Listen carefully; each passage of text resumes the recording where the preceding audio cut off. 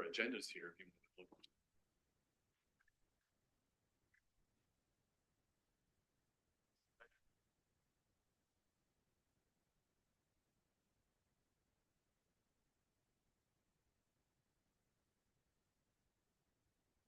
All right.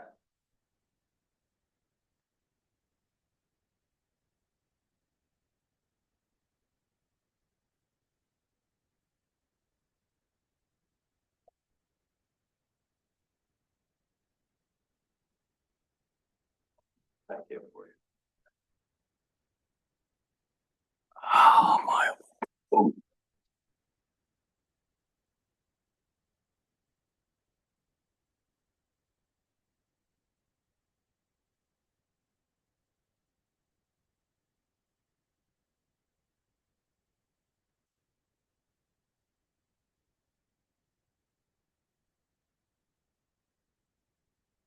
Good evening. I'd like to call to order the March meeting of the Upper Island Township Stormwater Authority.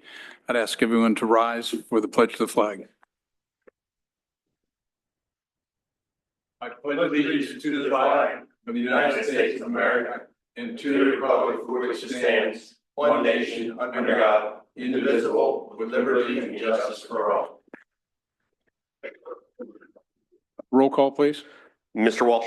Present. Mr. Fairchild. Present. Mr. Martin. Present. Mr. Castranio. Present. Mr. Cochran. Present. There are no chairman's announcements other than to inform the public that this meeting will be live streamed for those who wish to attend virtually. Recording the meeting will also be available afterwards for anyone who cannot join in real time. I have the list here and I don't see anyone that wants to make a public comment. Oh, we have a latecomer. Sir, do you wish to address stormwater? Grantham? Okay. No one in the public comments section then, so we go right on to the consent agenda. There are three items: the approval of minutes of February 19th, consideration approval of bills in the amount of $21,150.20, and consideration and approval of staff reports, which are the township manager's report, the solicitor's report, the engineer's report. Do I have a motion? So moved. Second. Motion is second. Any further discussion? Hearing none, I'll call for a vote. Unless I hear a negative vote, I'll instruct the secretary to record the roll call as unanimous. That would be unanimous. Under new business, we have one item. It's authorization to advertise the 2025 stormwater improvement projects. Jason, you speak to this? Yes. So we are in a position at this point that we've completed our final design work. We've incorporated all the proposed stormwater improvements that are located in the Webercroft and Whitebriar developments as part of the township's 2025 roadway improvement project. We are proposing about $870,000 worth of stormwater improvements between those two developments, which largely includes installation of new collection system, inlets and piping, along with replacement of existing facilities that are beyond their service life. You want to bring up the exhibit? We are currently recommending that the Webercroft North development portion of our project site be authorized in the form of an alternate bid at this time.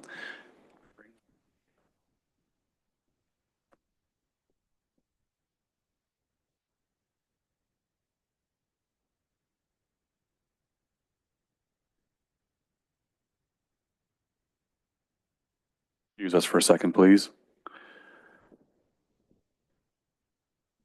I want to bid.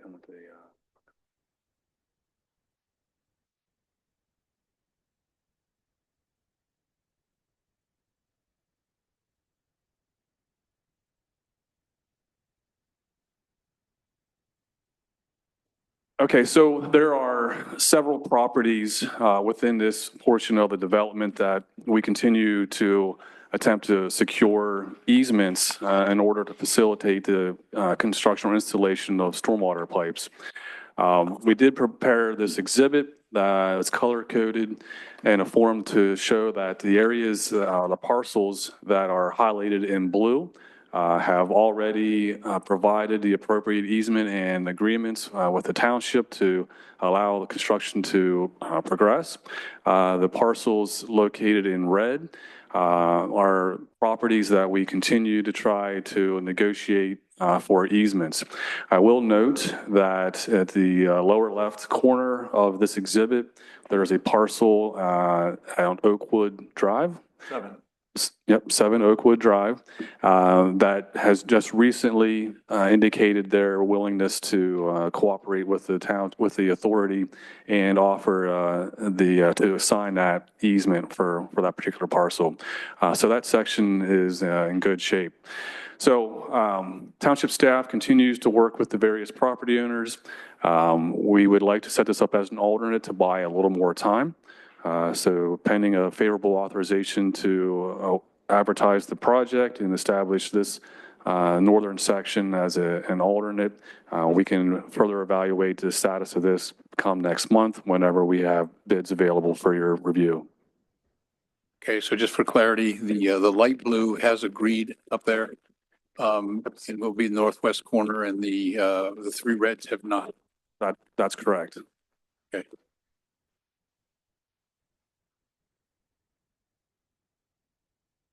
Must have been Phil's. He just turned his off.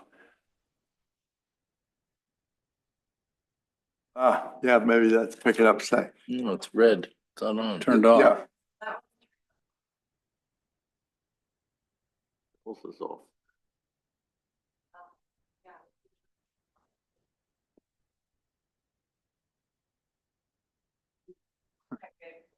Well, my picture is having you down here. Would that be a huge deal? We'll see. Well, depending on, yeah, if you have to top up or anything, Bill, we could also bring you a mic, whatever. Yeah, you can do a handheld too. Whatever you need to. Is that We'll one, get to it. that one not working? We'll check in. Some technical difficulties, pardon our interruption here.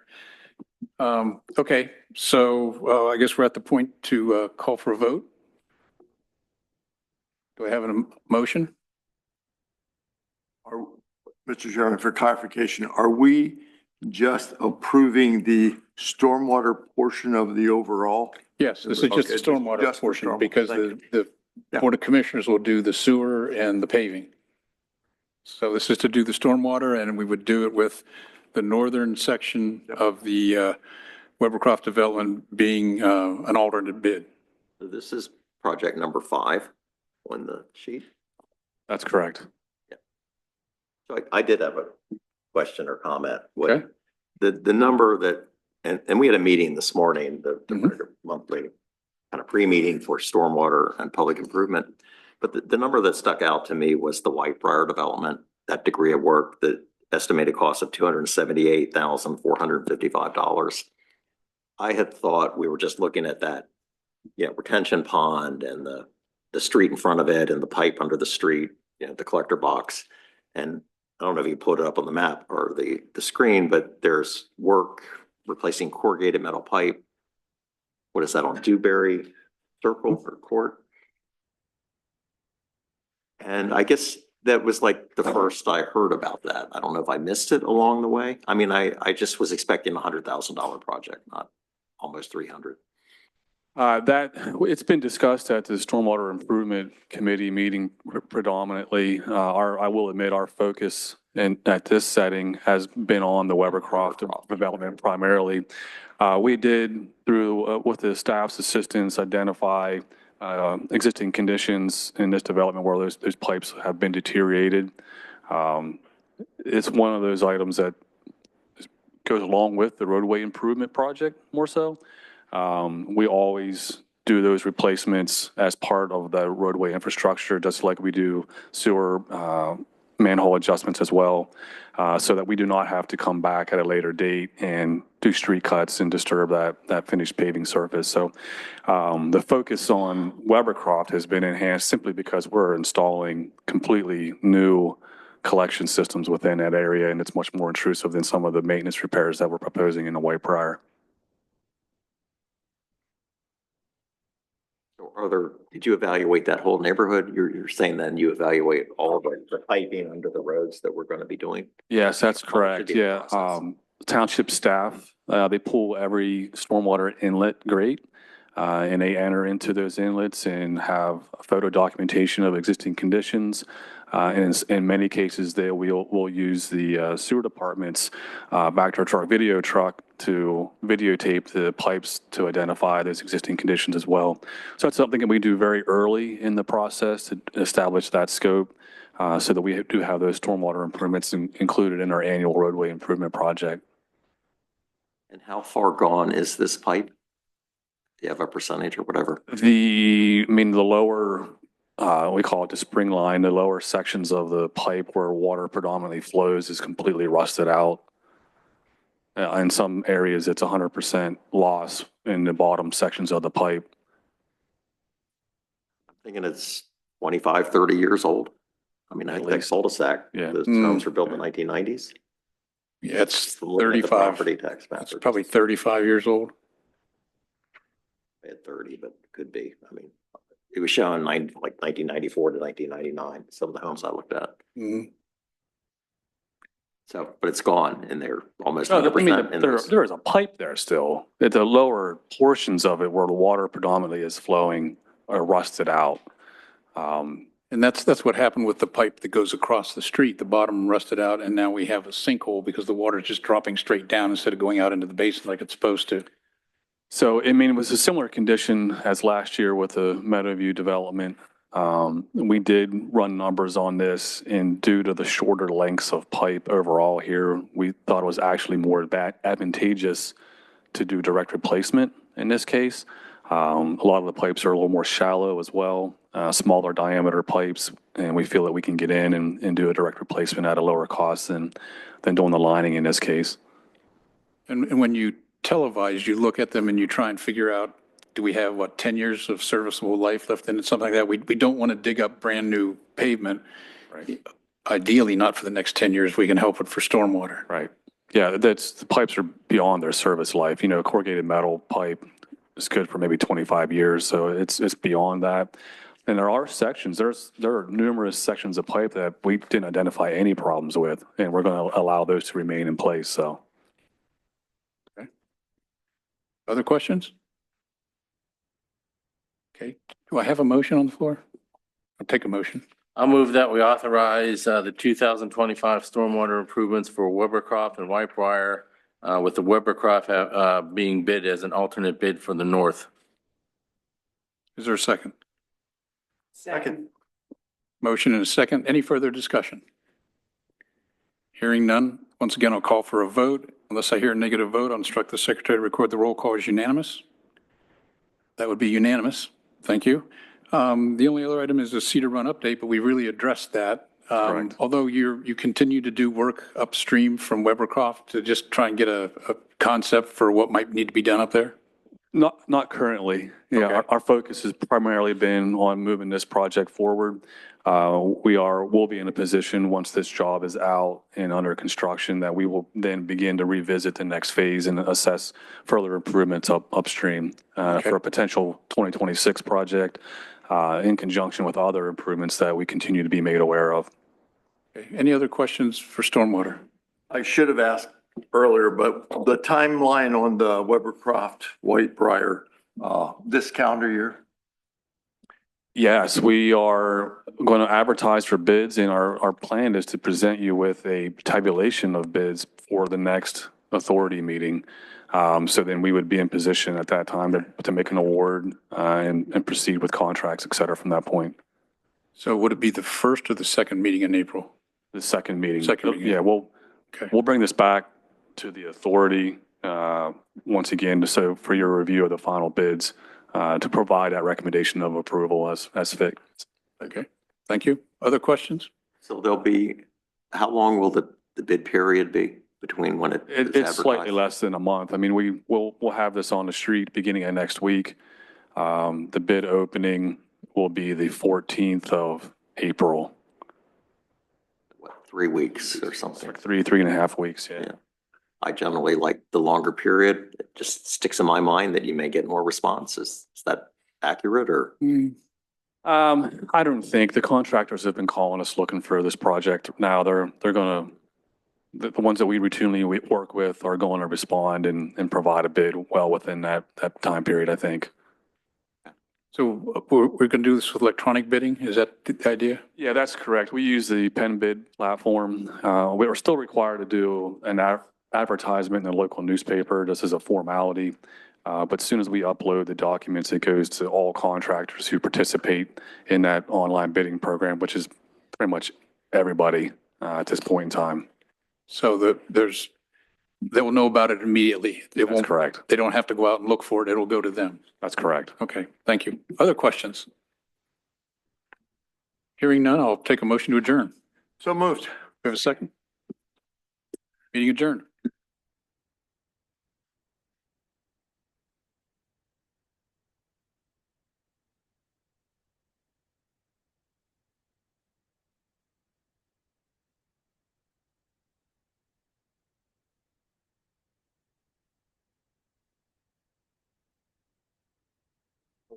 Pipe designed 30 to 40 years.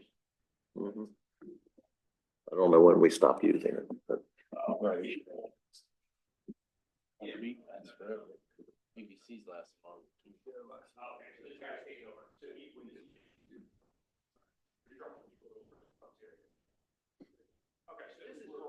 are we having an executive session? I don't know.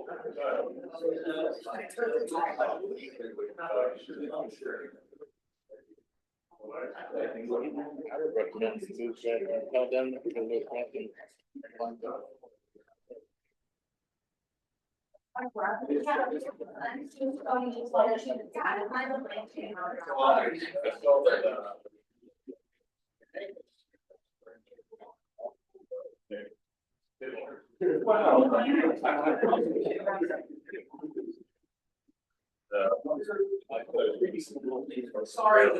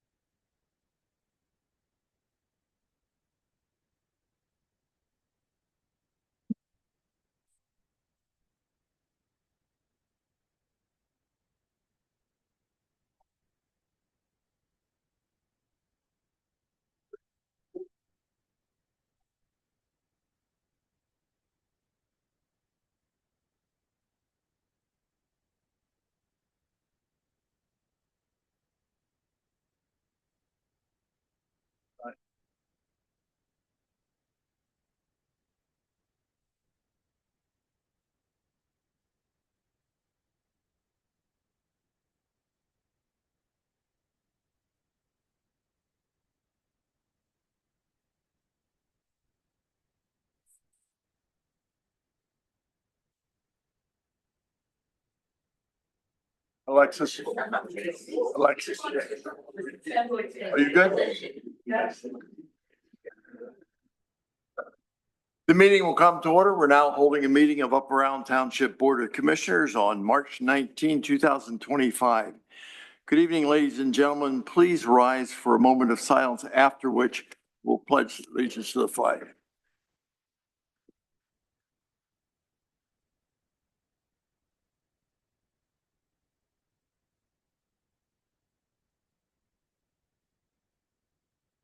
Thank you. I pledge allegiance to the flag of the United States of America and to the republic for which it stands, one nation, under God, indivisible, with liberty and justice for all. Thank you. May we have the roll call, please? Commissioner Cochran. Present. Commissioner Walsh. Commissioner Fairchild. Present. Commissioner Castriano. Present. Commissioner Martin. Present.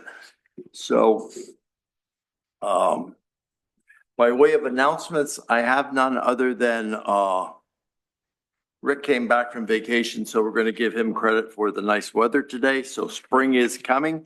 I also wanted to mention that many of us know John Thomas, who was a Hampden Township Commissioner for 33 years, active in COG as well as the State Association.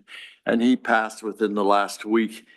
Services are this weekend. And so I wanted to indicate that because he had an influence much greater than just Hampden Township. So our thoughts and prayers are with that family. With the materials, we have our minutes of February 19. Are there any questions, additions, or corrections? Move approval. Martin, I taught one. Are you Yeah. ready, Jim? No, well, Just on page 6, a reference to Joe Bocci. And his okay. name is spelled BOTCHIE.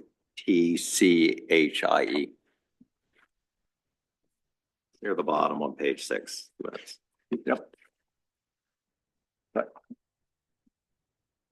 Thank you.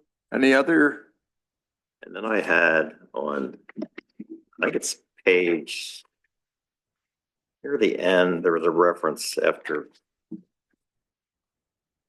Jim's Commissioner comments. Fairchild, I apologize. Can you move your mic a little closer just so we Yeah, can hear you? it's down from the picture. Thank you. There was a reference to me suggesting a video with a budget presentation. And I'm not a video person, so I don't know how that reference ever got in there. Yeah, that was me. Yeah. What page is that on? It's near the end.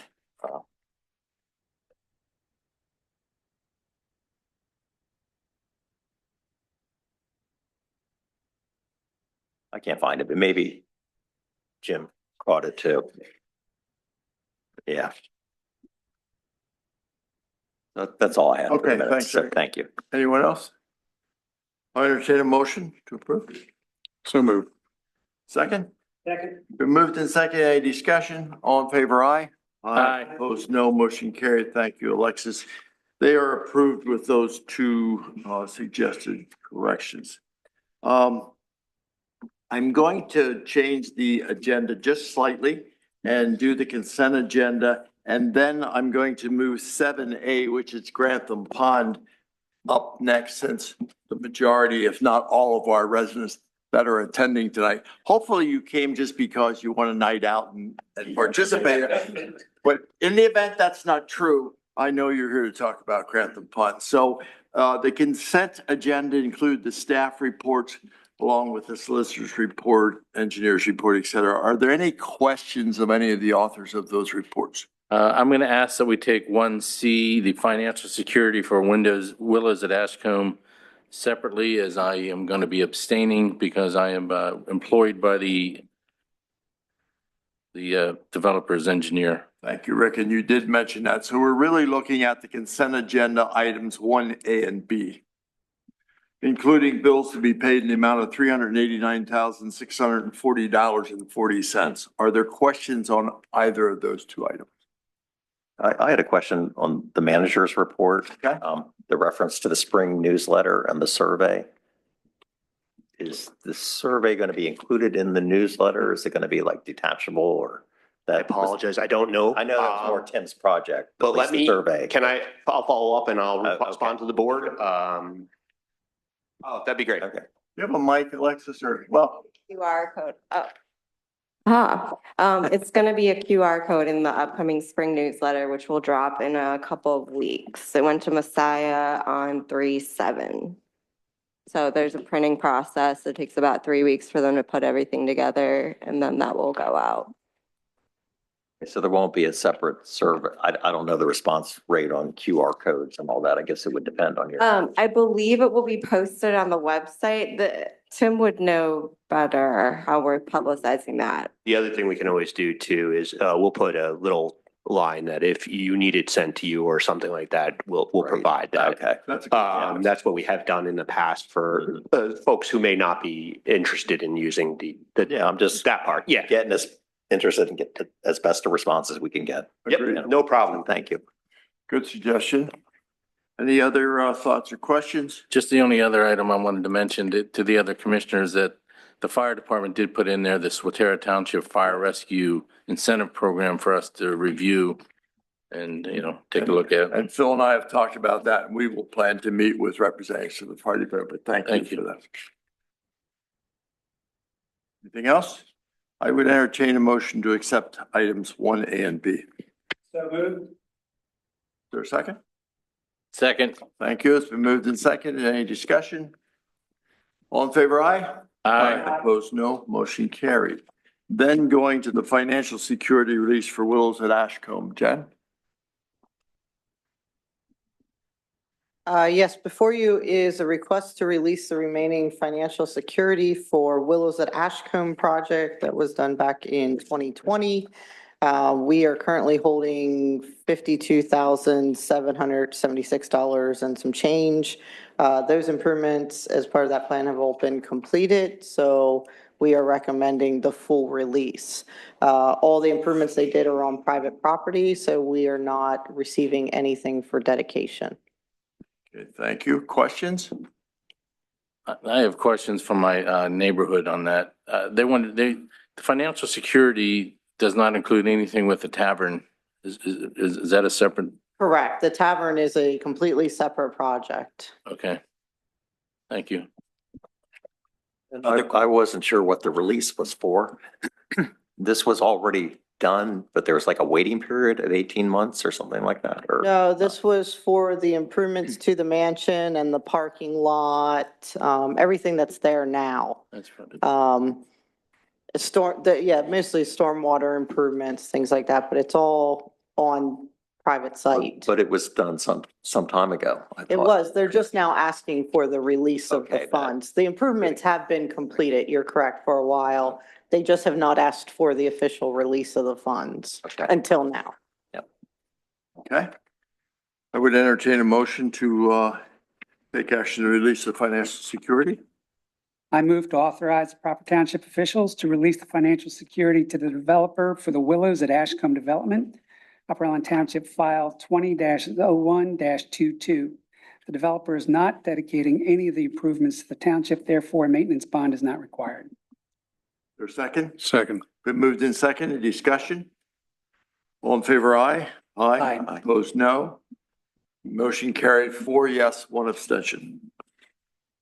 Okay, then we will migrate to our agenda item 7A, which is authorization to advertise for bids for Grantham Pond Improvements Project. And I will now, thanks for signing up, the folks that did, and please come forward, state your name and address and your input, questions, concerns, whatever is on your mind with respect to this. So Mr. President, should we go over the project first and to review it. say what we're That's a asking good for? idea. Thank you, sir. Listed as item 7A is a memo from Assistant Township Manager Tim Wendling requesting permission to advertise bids for the Grantham Park Improvement Project. This project will overall cost us approximately $1.1 million, around $1 million. We did get a grant from Department of Conservation and Natural Resources for $250,000. The project includes, includes site work, stormwater management, pond improvements. So we're going to dredge the pond, return it to its depth, a gazebo pier to go into the deep area. And you can see some of this up there. And water intake pipe, which if people are familiar with the pond, has not really worked for a couple of years. And then trail installation in 2026. So in 2025, we're focusing on the pond. and the pavilion. And in 2026, we'll be focusing on the rest of the hardscape, the paths and the parking area. Chad is here, our Parks Director. Do you have anything else to add to that, Chad? Not really that. The playground is a separate point of this. That'll be going in a few weeks as well. Right, so the playground is a separate project. The equipment has already been purchased. The previous playground equipment has already been removed. What is the schedule for that to be installed? So the old playground equipment was pulled out. We're gonna send our crew down next week to start excavation, and then the installer should be in the first or second week of April. So by the end of April, everything should be done and ready to use. And then, Jason, do you have anything else we need, I may have missed related to our request to advertise for the pond renovations or dredging?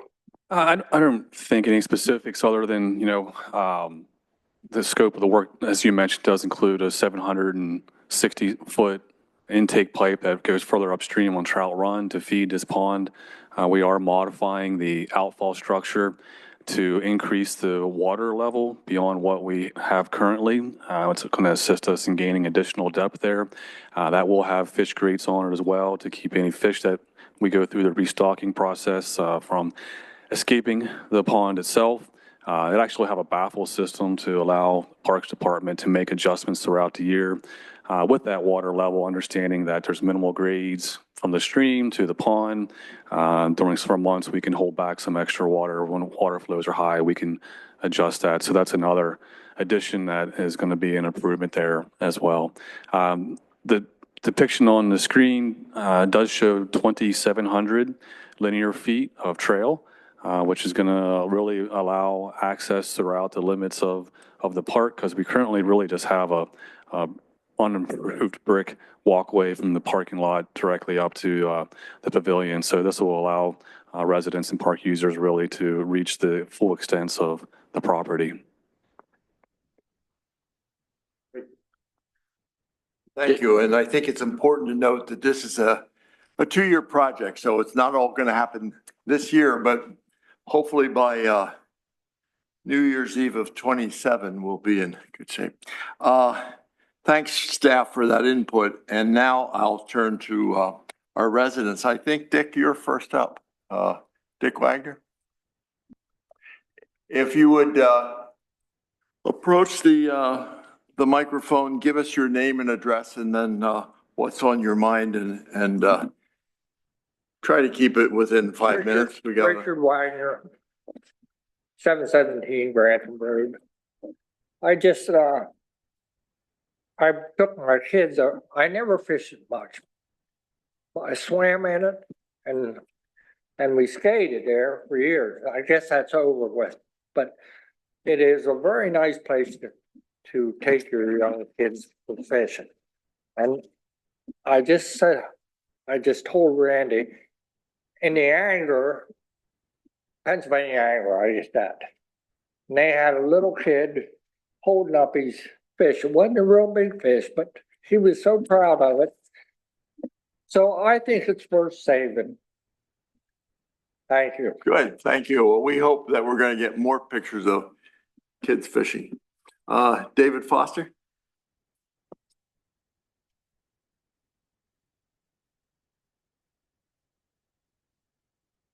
Just for the record, I'm not a resident here, but I reside in Dillsburg, but I teach at Messiah University. I want to affirm very much the value of this as a resource for us. The study that we were able to do for the township, it elevates the students' classroom. I run 2 of my classes as consulting companies for external clients, and we'd be happy to continue that relationship with the park. But I just really want to affirm the value of this resource for not only the township, but for the university as well. Thank you very much. Thank you, David. Cindy Straney, I'm sorry. All right. We'll just stick with Cindy, okay? That's good. I'm Cindy Straney and down near Grantham Pond is my backyard. And I'm just so excited that we're getting this back in. over the last few years since COVID, I've seen people bringing their grandchildren back and moms with their little kids, and not to be after him about the fish. I remember about 2 years ago, a little boy caught a big carp. I don't know how he did it. And he was little and he's like so proud of this carp and he's yelling, "Mom, look." And she's like, "Put it back." But I'm so excited that you guys are following through with this park. It's going to be amazing. Thank you. Thank you. Kim Slaughter? Oh, okay. Daryl Smith? Oh, there you are.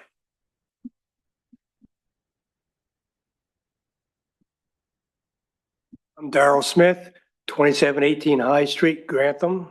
I live just across Grantham Road from where the pond is. I moved into Grantham in 1987. I love going down around that pond, walking around it and seeing everything going on. Well, the last 25, 30 years, there hasn't been much down there to see. The pond's grown, couldn't even see much water in it and so forth. So I stopped going down around the pond. It's good to see the end of it where the park is. Sometimes I see some kids down there, the playground playing. I took notice that everything was taken off of that park this weekend for whatever reason. Anyhow, I look forward to seeing that pond back in so I can walk down there, walk around the pond. It's great on a morning or even in the fall to walk around a pond like that. I look forward to it. I know my wife does too. She's been a lifelong resident of Grantham. Good. So She couldn't be here tonight. the old equipment was taken out because new equipment's being put in. Oh, that's right. So- Something along that line. I figured it was Yep. the reason. Yep, that's I just knew gonna, it wasn't It's there. gonna be better. it'd be nicer. It's accessible equipment as well, so that'll be, yeah. So starting in 27, I expect to see you down there every day, okay? Is that a I'll be deal? there a good bit. All right. Lord willing. Thank you. Helena?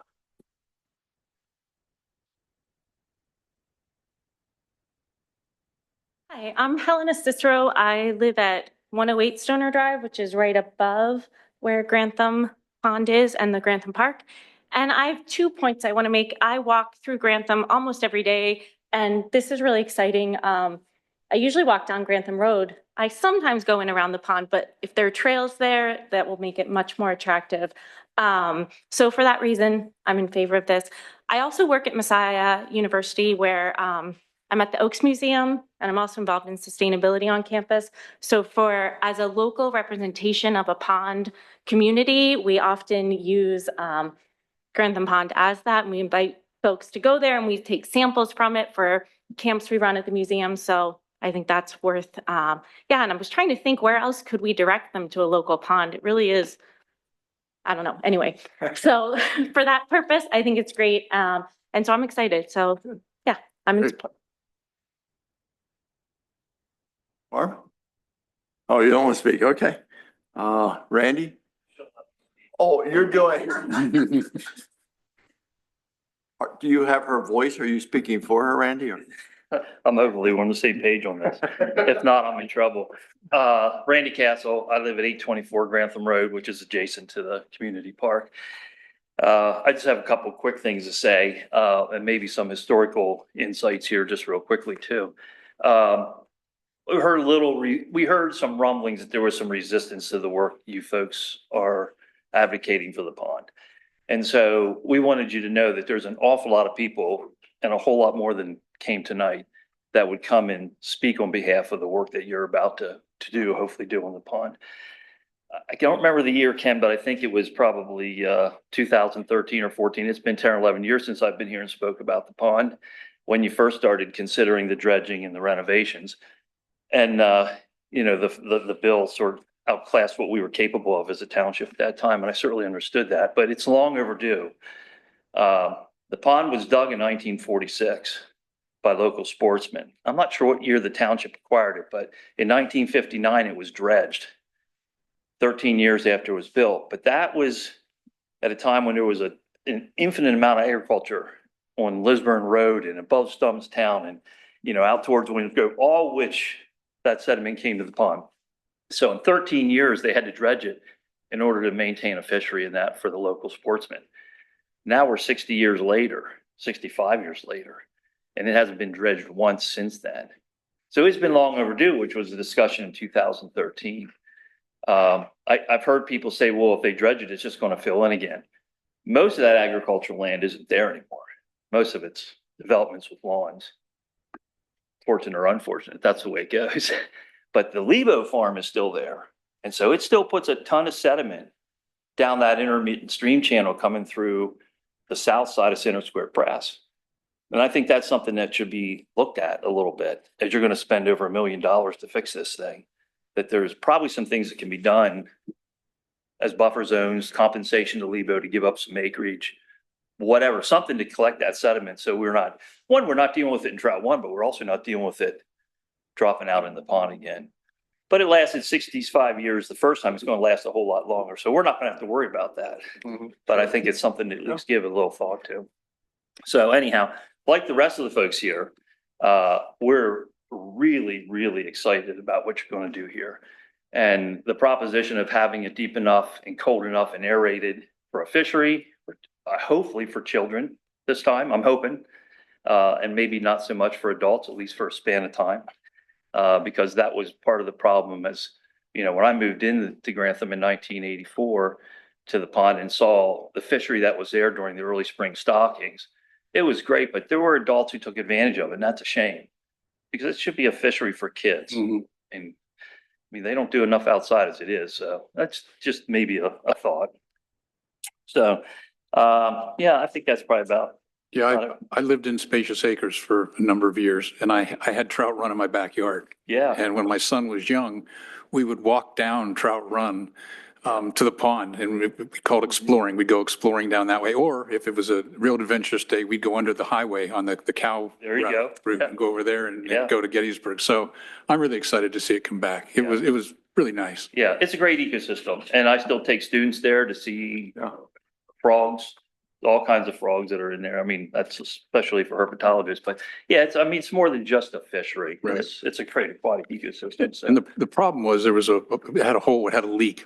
And we just didn't have enough water coming in. And then we realized that the intake line had collapsed over the years. And Right. so it's expensive, but we're doing things that you're not going to have to do again, hopefully for 65 years. Right, Okay. exactly. Yeah. And we'll be using PCV pipe now, not corrugated. And hopefully it'll be even better than it's ever been. Sounds like it. Yeah, well, we all applaud you for what's happening here. Thank you for the support. Yeah. We don't get applause very often, so we enjoy it. Did he do okay, Barb? Did he do okay? All right, okay. Tanya?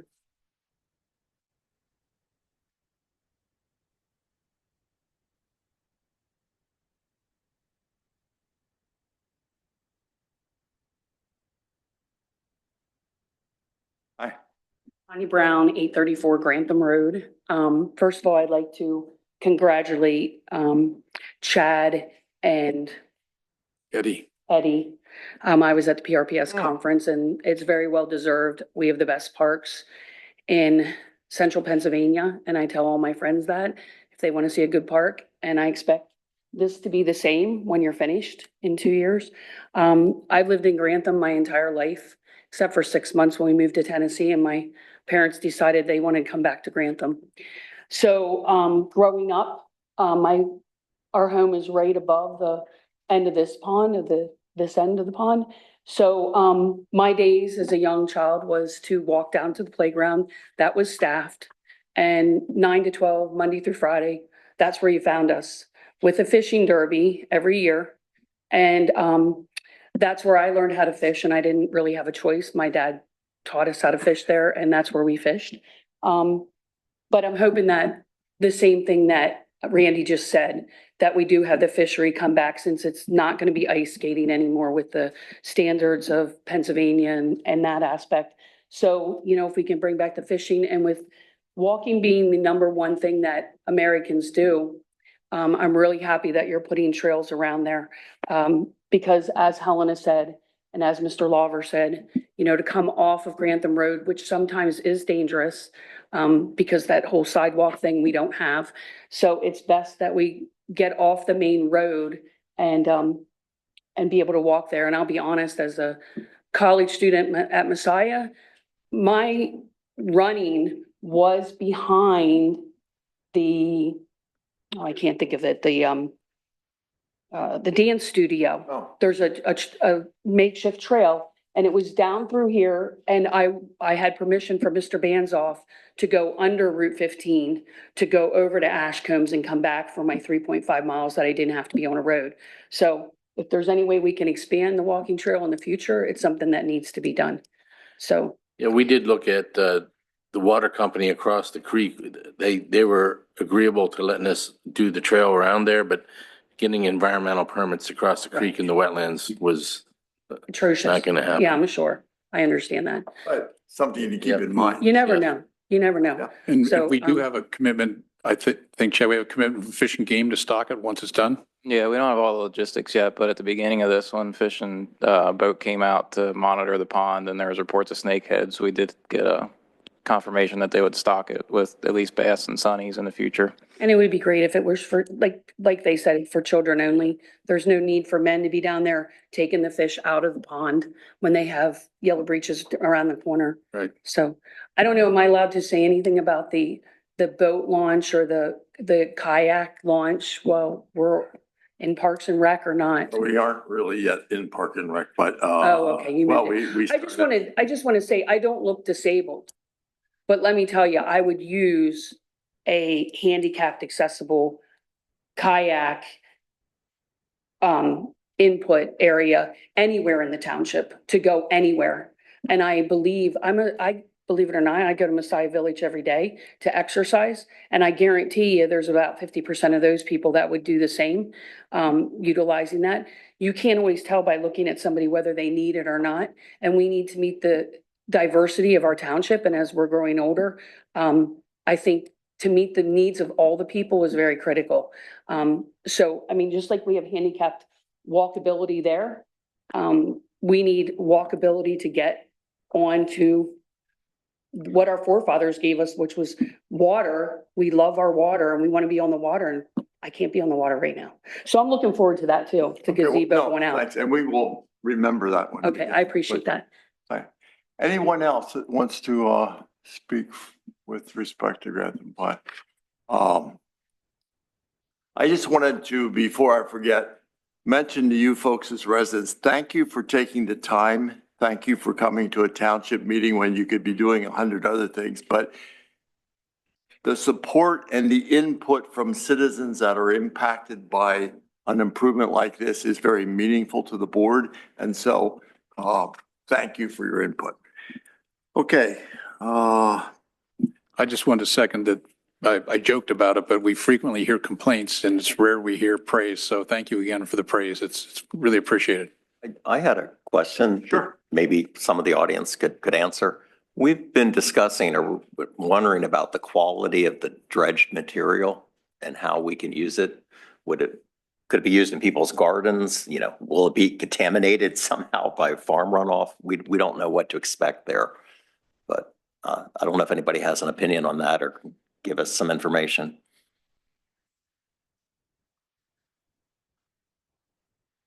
Yes, that was probably a decade ago. Maybe. Yeah, so at that time it was very good. But unfortunately the topsoil market has kind of collapsed. You can't even give it away now. So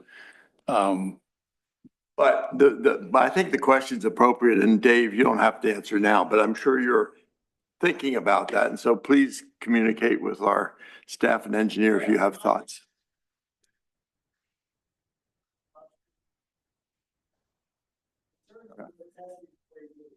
Well, we will do that anyway. Yeah. well, we hadn't intended to give it away, just for clarity. The thought was that we have a low area over at Winding Hills North that still needs some fill, and we would truck it over there and fill in over there.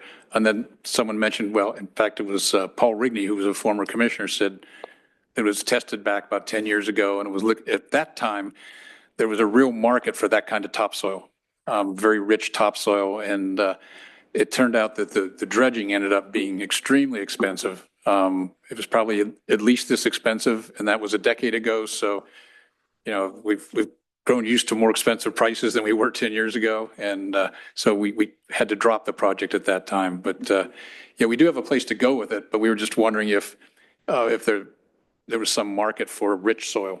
But it'll be very wet soil, so it may take a while to dry out too. Maybe the Messiah students would learn how to drive a pickup truck, a dump truck. Help us transport it. Yeah. They could go home with a CDL. Think about that. Not just a bachelor's, but a CD. Well, I do think that's one of the issues. I believe there's going to be 1,300 triaxle loads coming out of there. So there's going to be a lot of noise and probably inconvenience that way, obviously for a good cause. But and the other location it's going is Bumblebee, the quarry. So that could be a distribution point for the material if it turns out to be as good as we hope it is. Not just a straight bill, but even top dressing, it would probably enhance the grass. Yeah, and that's what the proposal is. We want to incorporate it with some of the topsoil that we have stockpiled already at Winding Hill. So there's subgrade material that will be reworked into the site to fill those low points, and the whole top layer will be a combination of this material and topsoil that we have on site already. Good. Thank you. Sure. How long will topsoil have to be set for the drain?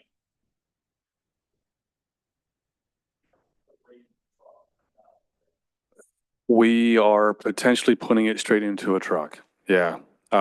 We have limited space on the property to stockpile the material to get it to drain. So we did meet with a couple contractors, reviewed the scope of work.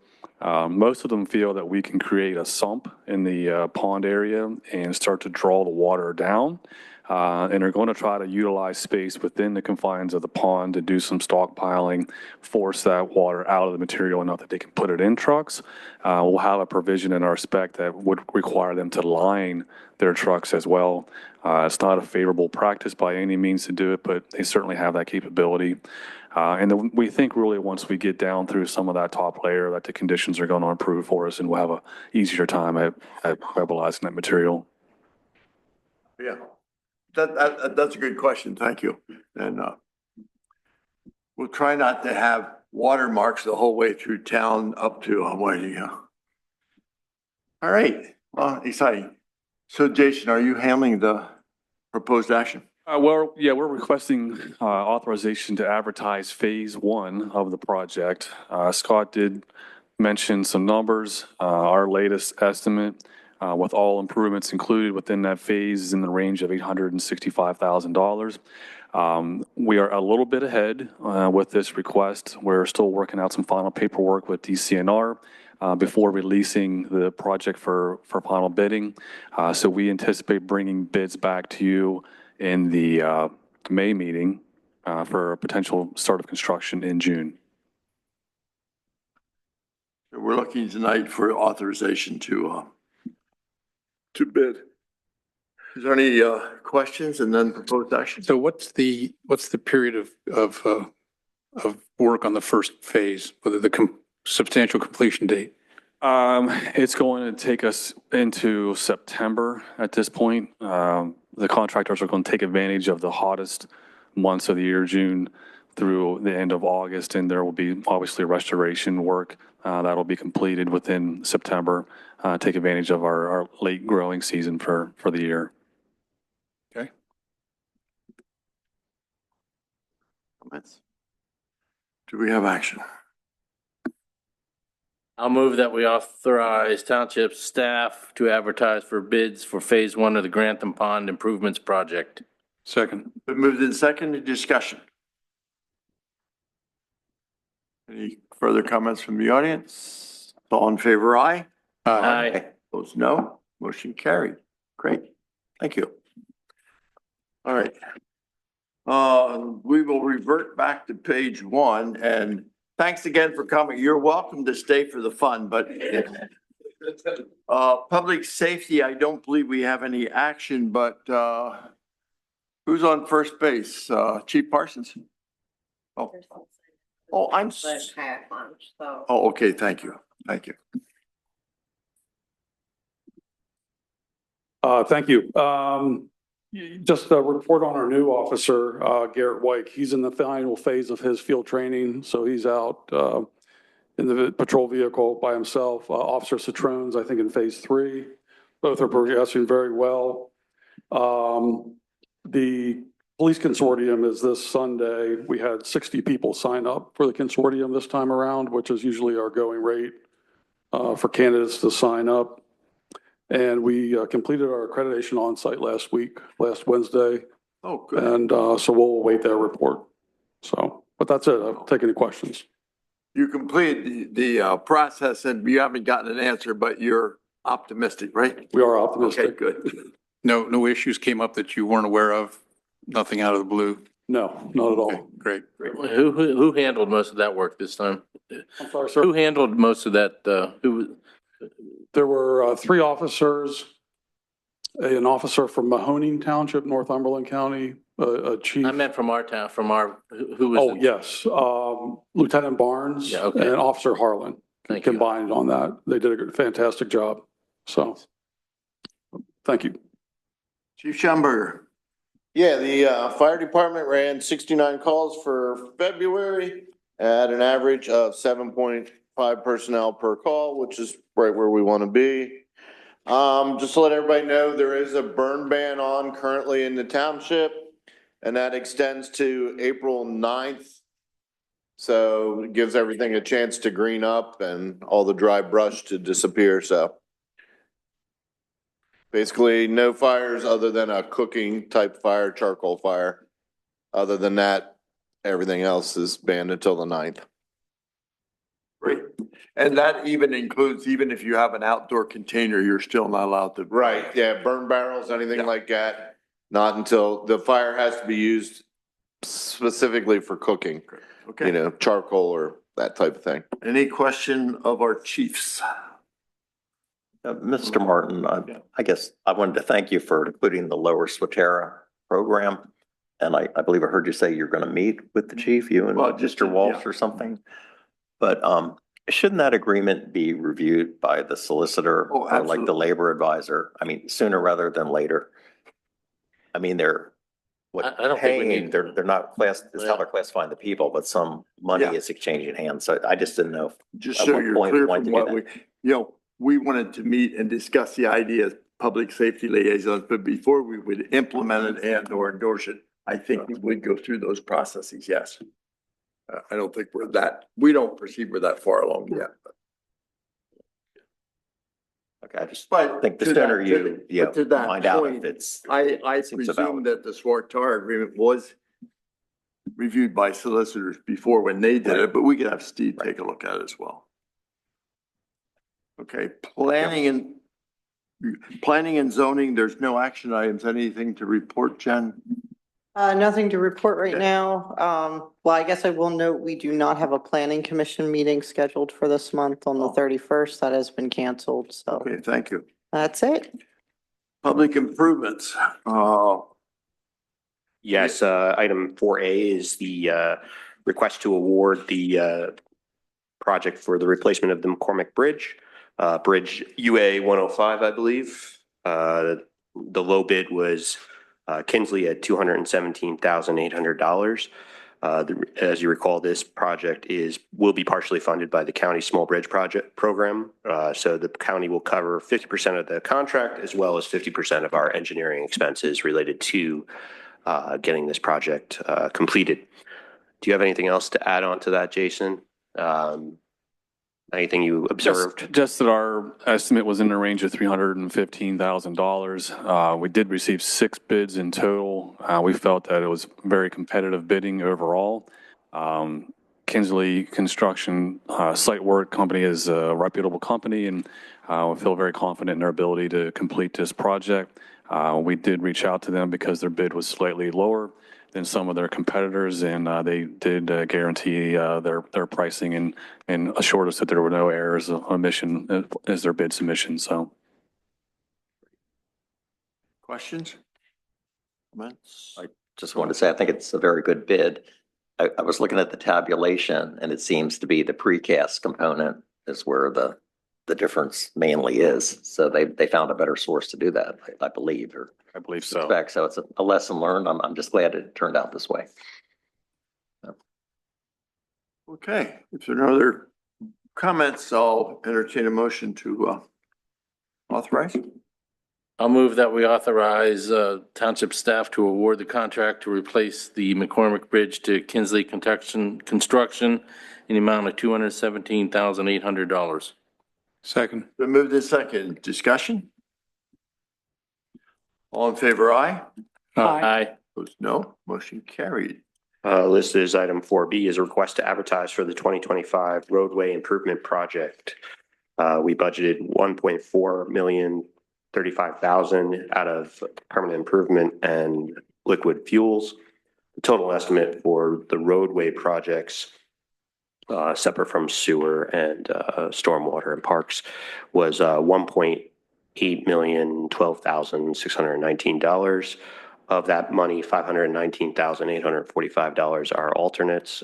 Currently, there's a fund balance in the permanent improvement of $804,531. Plus, we will all have recognize approximately $100,000 budgetary savings due to the lower bid cost of the McCormick Bridge replacement UA 105. Thank you. Questions or comments? Are we still going to pave that portion of Hemlock Drive if we don't do the stormwater? So all of the meetings leading up to this point, including the Public Improvements Committee and staff discussions, have basically been in support of proceeding with paving Hemlock, regardless of the outcome of the final decision for installation of stormwater improvements on Hemlock. Thank you. So it certainly can be an item of discussion for this board. If the other improvements, sewer, stormwater, et cetera, moved forward and would delay Hemlock, is there an opportunity to wait to pave Hemlock till later in the season after some of those other improvements are completed? Within reason, the outfit that does the cold in place recycling gets a rather extensive train, if you will, of equipment, and they tend to mobilize from one site to the next. We certainly could encourage them to start on the Whitebriar development to do that work and postpone Webercroft to the end of their construction period. However, they will want to come to the township and complete all of that work and then move on to their next site because of the extensive nature of mobilizing that equipment. Okay. It's a little bit of time, but Yeah, not it might be a way to buy a little time if we start with Whitebriar. Okay, other comments or questions? Yeah, I have a couple. Sure. Did you have one, Jim? Or, so we have the road plan that was most recently done in 2023 that lists all the streets and the process and the strategy behind how we're dealing with the roads, which is geared toward preservation of what we have, trying to, I guess, delay or avoid the full rehabilitation. There isn't a more current version of that. There's a 2024 plan. It should be on the website. Yes and no. We started this road plan, I guess, in 2014. It was originally intended to be, I think, a 10-year, and as we got into it, it was extended to a 15-year plan. We focus heavily on preservation treatments early in that plan cycle. The goal is to try to preserve roadways and to extend the life of those roadways early in that total plan, and then begin to focus on roads that have greater deterioration towards the end of the plan. So we're basically 10 years plus into that total plan, and you're starting to see a lot of the roads that were in poor condition back in 2014 now come within the cycle for improvement. So we really haven't had preservation now, I think, for 2 years straight. All of our work has been heavier on reconstruction. In the next couple of years, you'll see that again as we're treating these roads that are in disrepair. As you described it when we first started this program, there comes a point where it doesn't make sense to try and preserve a road anymore. You just want to let it deteriorate because the money you would put in would not give you a significant return for expending it. So once it kind of gets over the tipping point, we were just going to leave them go and realize that we'd have to rebuild them at a later date. Is that correct? That's correct. Yeah, the cost of that construction improvement is always going to be high. And so we defer that towards the back of the plan, understanding that we're saving money through the preservation treatment process earlier in the earlier years of the plan. So what I noticed going through the plan, and then you had the different treatments and then the costs per square yard and the estimated life. And I looked at it like a menu or, a housewife shopping in the grocery store, what's the best value. But, and then I liked how each road was identified, by year it'll be done or the name of the road. But in the 2023 plan, which is the most recent I had seen, maybe another one is on the website, but like Broadmoor, the first one listed here, that was to be overlay in that plan. And that is a cost of $9.50 a yard back then. I know it's probably higher. And now it's cold in place recycling that's showing a cost on that table of $31.25 a square yard. And then, okay, the overlay has a life of 10 to 15 years. Cold in place recycling just shows a 15-year life. So it just seems like we're using a much higher grade of material than what was even proposed a couple years ago. And then I drove around and looked at the roads, and I give the staff credit. Somebody put like tar on all the cracks. It's like a work of art. Somebody must have been very labor intensive, but I can see how that would preserve, you're stopping that water flow. So I didn't know if that's what triggered the change in treatment, and is that cost difference, justified? Yes. So we tried to update this annually. Admittedly, we do not drive every single road every year. So some of the recommendations do have some age to them. So the wearing course, I have to look at the plan when we first made that recommendation. With further assessment of those conditions, we determined that was not the appropriate treatment, that we needed to do a more intensive reconstruction practice there ahead of placing that wearing course. I think in this case, we're going to ultimately save money because the overall structure of that roadway is going to basically be restored to new, as opposed to just putting a top coat on it and allowing the underlayment material to continue to break up and fall apart, in other words. So a little bit more expense than what we had originally proposed. However, long term, I think it's going to be a benefit for the municipality. Again, when we go back to how this was first presented to us, you make some assumptions when you go into how far down the road you're going to do these things. And those assumptions don't always prove true. You can have something fail on a street that you had no idea was going to fail. Or you can have a winter that affects one street for some reason worse than you anticipated. So over the years, we've shuffled frequently that we've had a street or an area that just completely collapsed earlier than we thought it would. So you had to bring it to the forefront, push things back. And as you push things back, what you had originally proposed for them may no longer be adequate. You may need to do something more. So we've always tried to do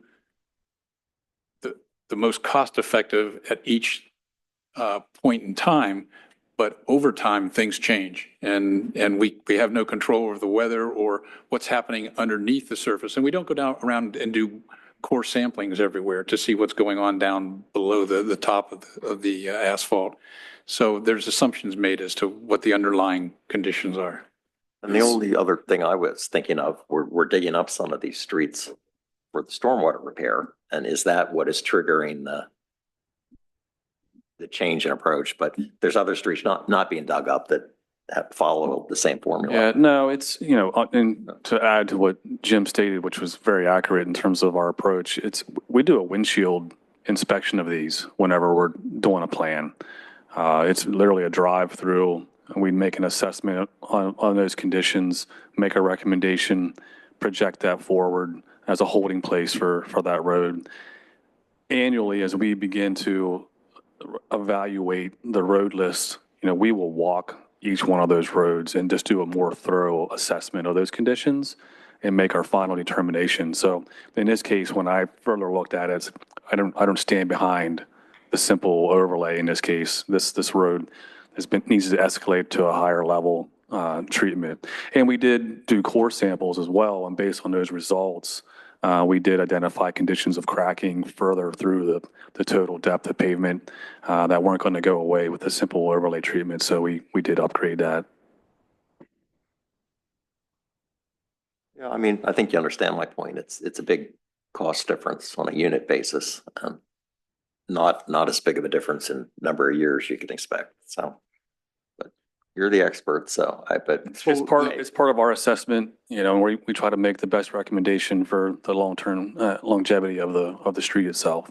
And I hadn't noticed the difference in the two, but the cold in place recycling is just about as good as we can get. So 15 would be the minimum, and it should go something longer than 15. Is that correct? Yeah, I mean, that is the substructure treatment of the roadway system. We're still putting a pavement overlay on that. It's a recycling process. We completely grind up the entire pavement layer and some portion of the stone layer that's there now, add new emulsion to that, replace all that material back on the roadway surface, and then we put a new top coat over top of that. So it's essentially a completely new road when we're finished. I guess if you just did the overlay on these roads, you're not going to get 15 years. Yeah, so if we did an overlay in those cracks that you noticed that were sealed, they will reflect. So the term we use, it will reflect back through that top surface and then become cracks on the new pavement within probably less than 5 years. It can be a single year. I've seen that already. Okay, good discussion. Any other questions? Proposed action? I'll move that we authorize appropriate township staff to advertise the 2025 road paving project. Is there a second? Second. Been moved and seconded. Discussion? And what time frame? How long is the bid going to be out? And then how long are we? This is on the same schedule that we discussed with the stormwater improvement portion of the project. We'll have a bid opening on April 14th, I think it is. 16th, I believe. Well, 16 is your meeting, 14 is our bid opening. We'll have I'm sorry, the bid opening, yes. Yeah, We'll act on it on the 16th. I take action on the 16th, correct. And then how long will they have to complete the work? This project goes clear into the fall. I don't have the exact number of days of the contract, but in this case, because we are incorporating the extensive infrastructure improvements with the stormwater and the portion of sanitary sewer, we're going to push later into the season, probably October, before the full project is complete. I mean, I think there's an advantage in that myself. Yeah, I do too. It would be nice to do all the digging and replacement before we put the final pavement on it. Yeah. Otherwise, we're gonna dig up new pavement. Good. Thank you. Any other discussion? All in favor, aye? Aye. Opposed, no. Motion carried. Thank you. Is that it for public improvements, I believe? Sanitary sewer, I don't think we have any reports or action. Administration, budget, Scott? Listed as item 6A is the executive summary for the February budget report. In the memo, I note that the general fund expenditures of $858,000 exceeded general fund revenues of $704,000 by leaving a net February of $154,000. So the net position for general fund right now is at negative $499,000, which fits 2 out of those 3 last trending years, but pretty much fits our normal trending. If you go back more years, basically the first 2 months, we start off as going in a negative position. In March, we'll start to see that line trend upwards, and then in April, it'll go into a positive position. As for sewer, I believe sewer is at a plus 800,000 for net, and that's just mostly because most of our sewer rentals were collected in February. You'll start to see that trail off in March, and then it should follow the trending line as in previous years. But at either fund at this point, you don't see any, No, revenue numbers are coming in Okay, pretty great. much where expected, for the general fund, and there's no abnormal expenses. we're gonna fund stuff. The drone, show proposal for our anniversary celebration. Yes, listed as item 6B is a memo from Assistant Township Manager Tim Wendling, noting that the township is looking to have a drone show for the 175th anniversary celebration, which will be held at this year's Fall Festival. In order to secure the drone show from Amazing Drone Shows LLC, we need to put down 50% of the contract amount, which is $16,250 on or before April 15th. I can allow Parks Director Krebs to speak more about what the show will actually entail, but generally that's pretty much the gist of it. Chad, do you want to go ahead and just go over what the show is actually going to be, what it'll entail, and what the draw will be? Yep. So as Scott said, it was a discussion in the 175th committee to have the drone show. This cost is for 300 drones, and basically that'll cover techs for our platinum sponsor, the Ashcombe Mansion. And it'll also cover techs for like Upper Allen Township, 175th anniversary. And then the show's 15 minutes, so there will be filler of kind of whatever we decide. Our plan is after the contract signed, we'll take it back to the 175th committee to get ideas. And then we'll start working with the drone show company, and they'll actually put the show together for us. The show will take place at Whiting Hill South during the Fall Fest. The viewing area will be at Whiting Hill North, so there's enough of a safety zone. I think that's pretty much it. Fantastic. Questions? Excuse me, comments? Is there sound that goes along with this, like some kind of a soundtrack? No, it's all, I mean, there will be a little bit of sound of the drones, but I don't think you'll hear them over at North. I mean, we can obviously play some music if we want to and talk to them and see if we can integrate something from our end. Couldn't you have some firework booms once in a while just to? We kind of shied away from that with going with this direction, but if you want us to set off a couple fireworks, I don't know. No, not fireworks. No.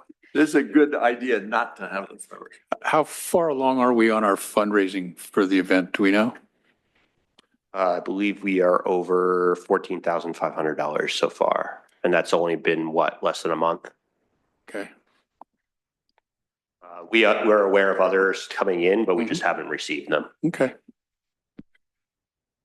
Again, I think the commissioner should probably get together and make some level of contribution. I'd be willing to contribute 1/5 of whatever it is we decide we want to do. We can talk about that offline.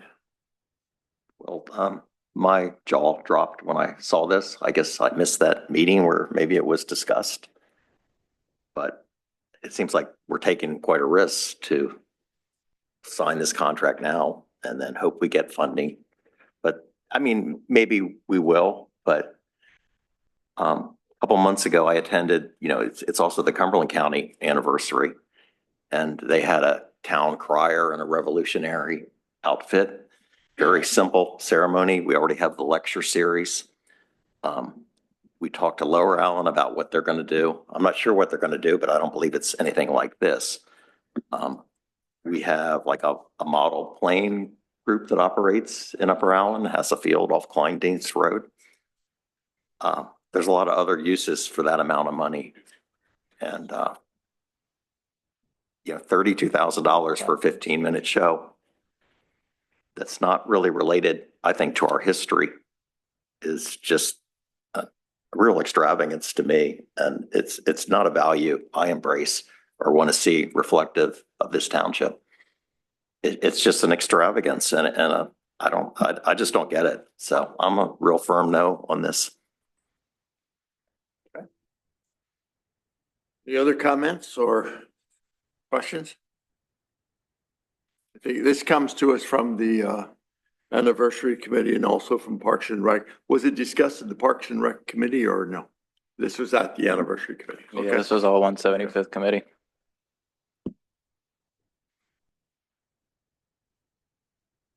Oh, you're coming to speak. Okay, that's fine.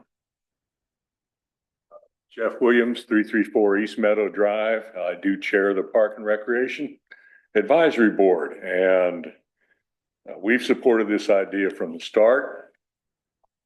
It is the 175th anniversary. I understand concerns if this was the 171st anniversary, but this is a big deal for us. And this is a unique type of presentation that is the ongoing thing. People are moving away from fireworks into drone shows because of the environment, for number one. I've set off fireworks before personally decades ago, and I can tell you I'm thankful I'm still here. With the drones, this is a very controllable area and something that once again puts Upper Allen Township at the forefront of public service and this type of celebration. So we support it, I support it, and I guess that's it. Thank you. Thank you. Other comments or questions?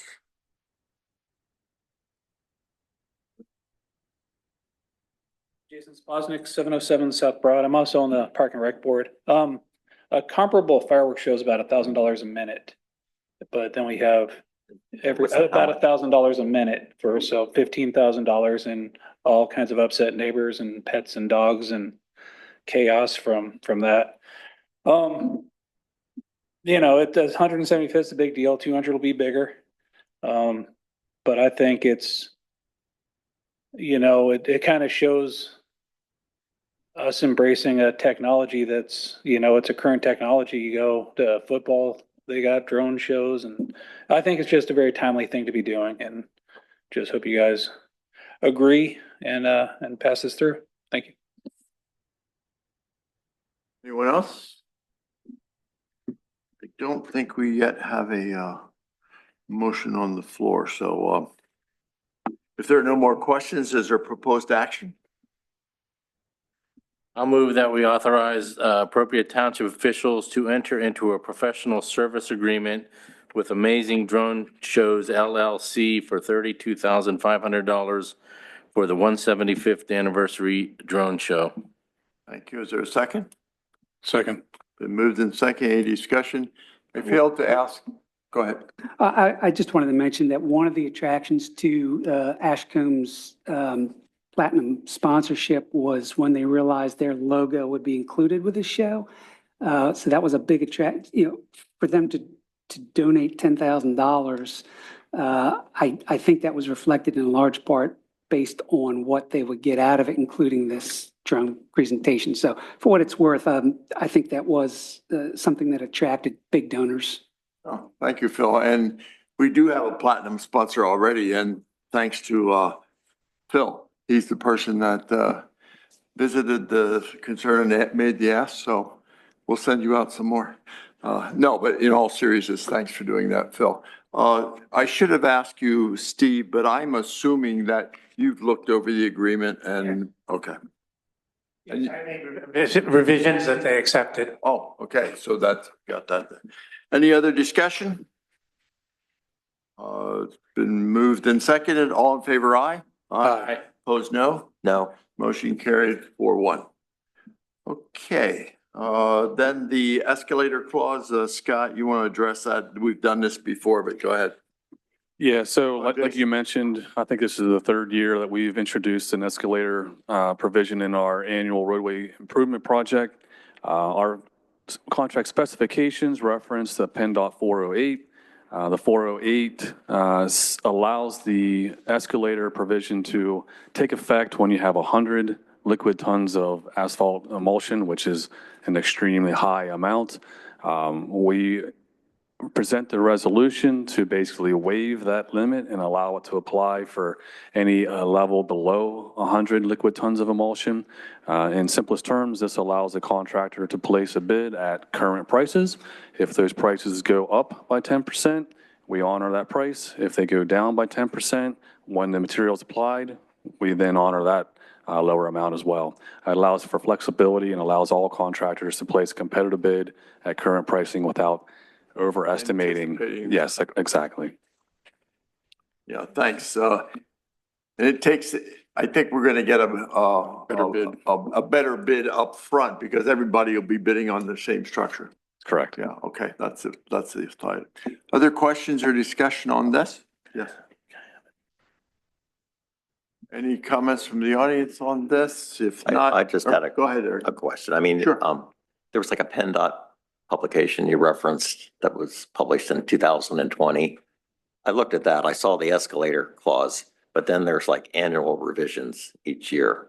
So the text I was looking at, that the escalator part hasn't changed in the 5 years or so since publication's been out. That's correct. Okay. Yep. Thank you. And unfortunately, municipal services, in order to honor that adjustment, they require us to annually adopt a new resolution. So that's why it continues to come back before I you. remember it, I guess, last year. That's Okay.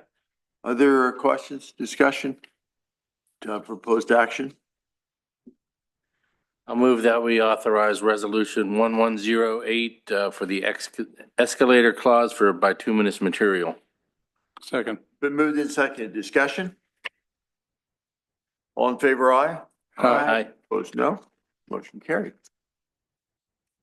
I believe then we go to the proposed renaming of Center Square Park. Yes, listed as item 7B is a memo from Tim Wendling, Assistant Township Manager, recommending for Center Square Park to be renamed to Trout Run Park. In his memo, he notes that the Park and Recreation Board has already discussed this and recommends the change. Specifically, it's important for the township to have a unique and identifiable names, reducing confusion among residents and visitors while enhancing distinctiveness of our park systems. As you may be aware, there is another Center Square Park in an adjacent municipality. And we are starting to do more work with Trout Run, and it kind of fits that working there. So that's the reason for the request. Okay. Are there comments or questions about the? Yeah, I think this will tie in nicely with the proposed Trout Run Historic District signage, just another way of identifying that area. I think it's a good idea. Okay. The comments or proposed action? I author. You got to vote on it. I could. I move to authorize the official name change of Center Square Park to Trout Run Park effective immediately. Is there a second? Second. Been moved and seconded. Any discussion? Any comments from the audience? All in favor, aye? Aye. Opposed, no. Motion carried. Thank you. Listed as item 7C is a resolution related to Yellow Breach's accessible kayak launches, as well as a request for permission to proceed with these. Essentially, as I mentioned this morning at the public improvements meeting, as a little bit of background, the township received a grant of $100,000 from the Department of Conservation and Natural Resources through Representative Thomas Kutz's office. We did not actually apply for this grant. I believe the original conversation occurred related to increasing access to the Yellow Breaches as related to the old Lot 5 at Generations Park. During this morning's meetings, we did have a conversation or a question related to reaching out to Lower Allen Township and seeing if they would be interested in any kind of site, potentially moving one of the docks to the site over in, I believe it's their community park, and then having the other dock be at Simpson Park just to elongate the ride. I did reach out to Lower Allen today. I did not receive a response back. I will need to follow up on that. But essentially, that would kind of need, depending on what the board would like to do, that would need to wait a little longer then, so we could table this or move forward from there. just to get their input. One of the things I had talked with Chad about was that, the beauty of this project is, and these features is they can be pulled out and put back in and things like that and put different places. So, if there's a popularity with that at Lower Allen, or if that's the way the board wants to go, then we can look to expand to other sites. We can also look to put down maybe if we ever are able to get some space down off of Gettysburg Pike down towards the old Rose Garden area, they can go down there. So not to say that I'm not looking to go forward. I'm just letting you know of the information I have collected during the day. So both this is the first one is a memo from the assistant township manager. Basically, this is a resolution saying that we would like to accept the grant that we've been offered. This one does specifically state the locations. We can check on that and see if we can change it so it doesn't have to set the exact locations, but allows essentially staff to proceed with getting, ordering these things and getting them designed up. The second memo, though, is more of a proceed like, hey, can we go purchase this? The problem is we've reached a point where we need to spend money to do some design work, to do some further activity, and we didn't want to do that without the permission from the board. Like I said, there's still some things that I need to tie up for information. Happy to do that. So, I'm not looking, I think this is a good time to collect some information for the board. And then maybe we can, if it's the board's will, just push it back to the next meeting, and then we can have some follow-up information and close this out for you, or you can go forward, whatever you decide you'd like to do. Thank you. I think Chad, did I miss anything real quick? Sorry about that. Unless you want me to go over the project itself. Say what? Yeah. So the project itself, what we're originally looking at is there's a picture of it. The actual kayak launches are about 14 by 16 foot that sit in the water, and then they're anchored to the bank with the ramp leading up to it. So there is a small excavation to put the concrete block in to hold it. The original proposed areas at McCormick and Simpson would create about 1.5 mile float between the two. In preceding this, we did talk to DEP and Fish and Boat, and they're both on board with us doing something. So Board Safe is the recommended contractor. We found that out through the grant and through Fish and Boat. They were both pleased to use that. They have engineers on staff to make sure these things stay where they are and they're stable. I think that's pretty much it. How long is the float from between those two spots? 24 minutes. So when we looked into it, as Phil said, it's anywhere from 20 to 45, depending on the person's ability to, and obviously the creek flow. You didn't take the other run this afternoon, huh? Okay. Good day for it. What? I was just wondering what the float would be from McCormick or restated from Simpson to Lower Allen. That would probably add, Eric, you thought another hour maybe, but yeah. I think it's more than that from what I So, heard. yeah, I took some time and kind of went through the internet. There's a few Facebook groups specific to yellow breeches, kayaking, tubing, whatever, fishing. Just, all of 10 minutes on the internet. So the float time from McCormick Park to Lower Allen is between 3.5 and 4 hours, according to this website. Now that's in an inner tube. Wow. So there's no paddling, there's no energy exerted there. It's just floating down the creek through the winds and bends. The other thing I should note is I had the opportunity to speak with a gentleman from the Susquehanna chapter of the Team River Runner organization. This is a group, a national organization that promotes and offers adaptive paddling programs. So it's specific to exactly this type of thing. It was a great conversation. I let him go for 20 minutes without, just let him give his pitch, very enthusiastic. They're very active in this area, had a lot to say. Now, I will say that two of the things that stuck with me from that conversation was that he felt that 30 minutes, so I'm just using 30 minutes to make the math easier. 30 minutes was almost too short but that a 3.5 to 4.0 hour trip would be, as he said, pretty normal. So with regard to what he sees from his perspective as somebody leading these trips, that's pretty normal, the 3.5 to 4 hours. I think that would be so I have some other thoughts aside from that specifically with regards to the structures in the creek. But I think the win-win here is really to pursue the discussion with Lower Allen, if we're going to go ahead with this, to see if it's something they team up with us on.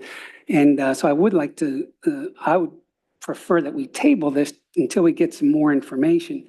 I should say that, living right there at McCormick Park and just looking at that creek out my front window, since we've been here in the last 25 years, it's on average, every other year, we're getting flooding that comes up over the road. Sometimes there's a couple in one year, and then there might not be some for a couple of years, whatever, regardless. With this microburst that we had recently, it was even more pronounced, although it didn't come up as high as some of the other floods. The channel flow that you see down there is ripping. It's not just pushing branches along. It's entire trees that it's capable of pushing these things down there. We've got a substantial, fairly large piece of engineering protruding out into the creek. And I didn't think to ask when you were going through this. You said you gave me the dimensions. How much of that actually is from the bank out into the creek? So there's going to be some that's up the bank, I would presume. Do you know how much of it actually goes out into the creek? So they go off the water level. They want the part that the kayak actually sits in, I think 12 inches in the water. So it may vary where it's put, but anywhere from right against the bank to maybe 5 feet out in. So at the most, it would be 20 feet out into the water, to the end point. Up to 20 feet out into the Yellow Breeches Creek. Okay. Yeah, and so I also touch bases with the neighbors. I try to keep them informed of things going on down there, the one-way project, what have you. I think I've had 5 responses now. They're not real thrilled with this for a number of reasons, not the least of which is aesthetics. Now, first of all, I want you to be aware that I'm thrilled for any opportunity to help out with any kind of ADA accessibility issues, particularly with an adaptive paddling program. I think is a wonderful idea. This is located within a historic district, although the township doesn't necessarily have to comply with anything with regards to that. It is part of the aesthetic of that area. So, I mean, there's a number of different things at play here. I think these are susceptible. Most of the ones that I'm aware of, and in fact, this individual from the Team River Runners was also his opinion that most of these things are on lakes. I suspect that's for a reason. I think these are going to be susceptible to damage from flooding. But that aside, if we were to go forward with it, it makes sense to me to optimize the people most in need of this kind of resource, those being the ones the more normal scenarios, which being the longer trips. I would suggest that we consider pursuing the discussion with Lower Allen if in fact they're willing to do that. So in light of that, I don't want to go on, but I think if we could just table this until we get some more information, I think that would be an advisable thing to do. So you're in favor of it if it goes from Simpson Park to Lower Allen, but not in favor if it goes to McCormick Park? Yeah, I want to be in favor of it. I really want to be in favor of anything that promotes an adaptive paddling program. I don't think these are appropriate for the Yellow Breeches Creek. I think they're going to be susceptible to flooding damage. All right, put that aside for a second. I would be willing to go along with it if the board really wants to pursue this, if it were from Simpson to Lower Allen, keeping in mind that there could well be damage or worse down the road. And we should need to be aware of potential liability issues as well, kids playing around. So before we take action and, I think your suggestion was to table, but before we do that, I do want to give opportunity. We had one resident come in late that wanted, Carrie Hockenberry, I believe. Do you want to address the board? I want to give you an opportunity to at least address it.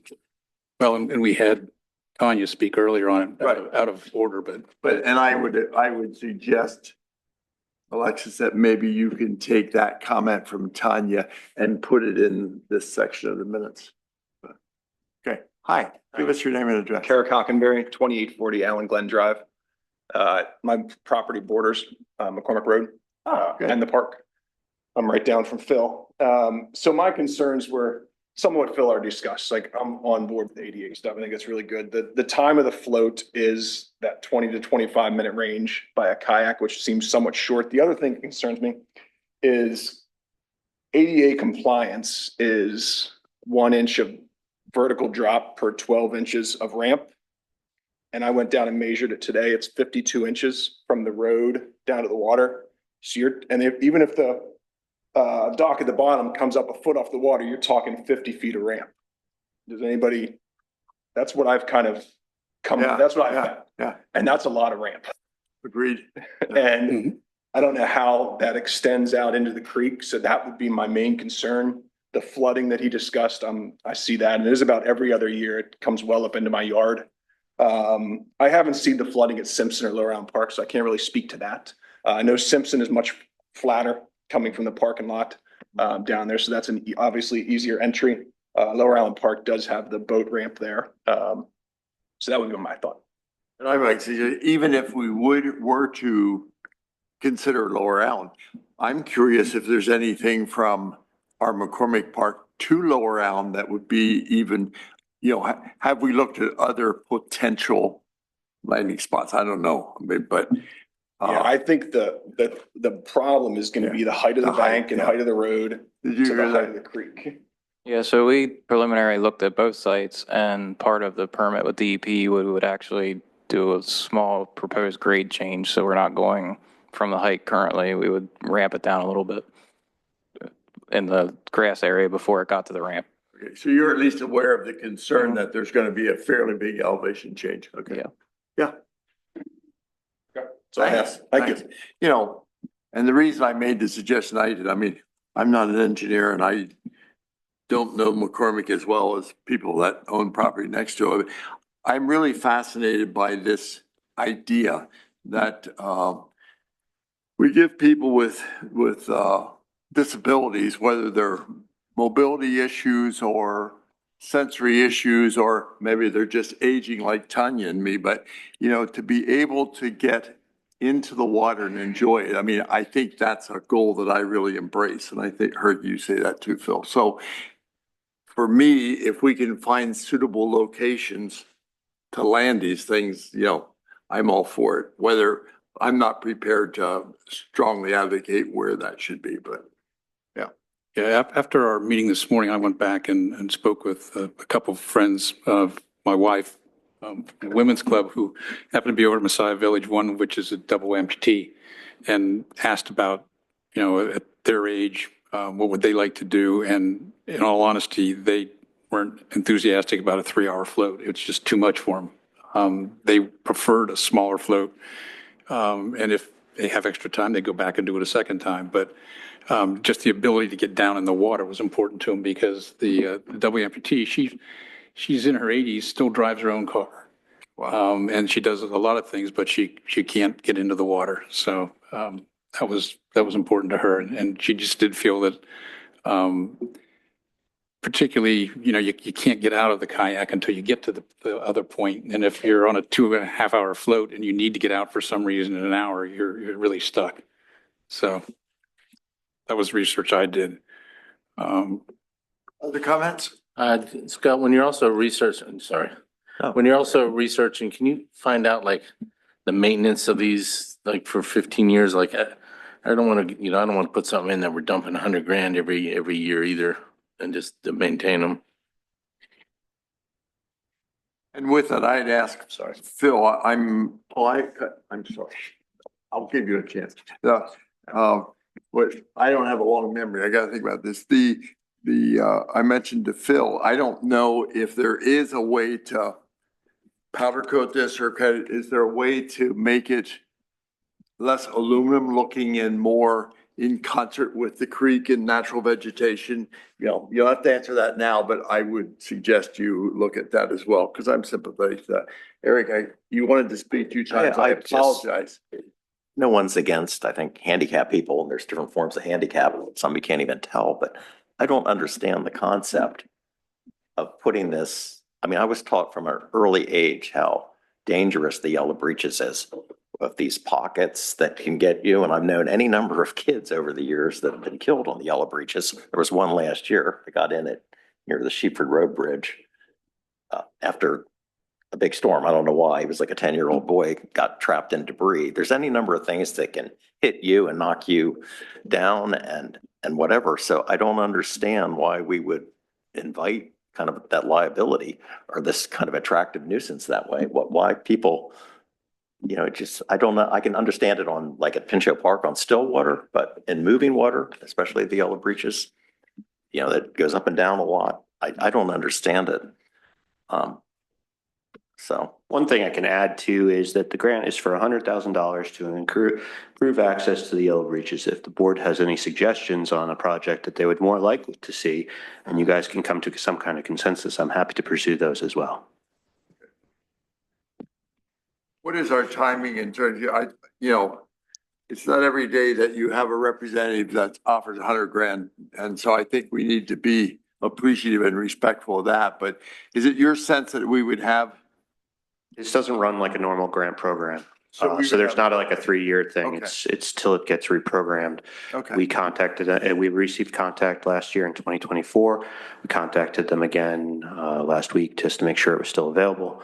It is still available, and I think they're just looking for us to go ahead and put a project in so we can move forward. Okay. Thank you, because I didn't want to be up against the timeline. Okay. What's the wish of the board? I think you have one more. I'm sorry. If you would like to speak. Yeah. Judy Bailey, 450 East Lisburn Road. Couple things. One, I'm not hearing that the historic district was consulted, since this is in the historic district. 2, I have the reputation for being the oldest tuber on the Yellow Breeches. I grew up there. I spent my childhood in the Yellow Breeches. And I agree with the danger of it, and going through the bridge, Mr. Hollinger's bridge is dangerous. I've taken on my grandchildren, taught lots of children to go down through the creek there. It's dangerous.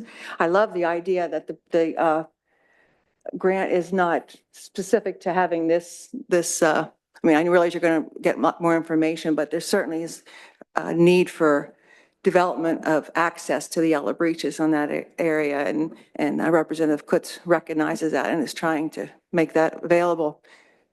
On the actual grant though, has it been granted to him for this, or is this he's applying to DCNR? This was a budget allotment.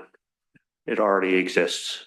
It was in the last year's budget, $100,000. And it was not pre-permitted before. The permits are the next stage. It's permitted for $100,000 for access to the Yellow Breeches Creek. Prior to you arriving, I mentioned that it was originally probably a part of our discussion to adding access to Lot 5 for Generations Park.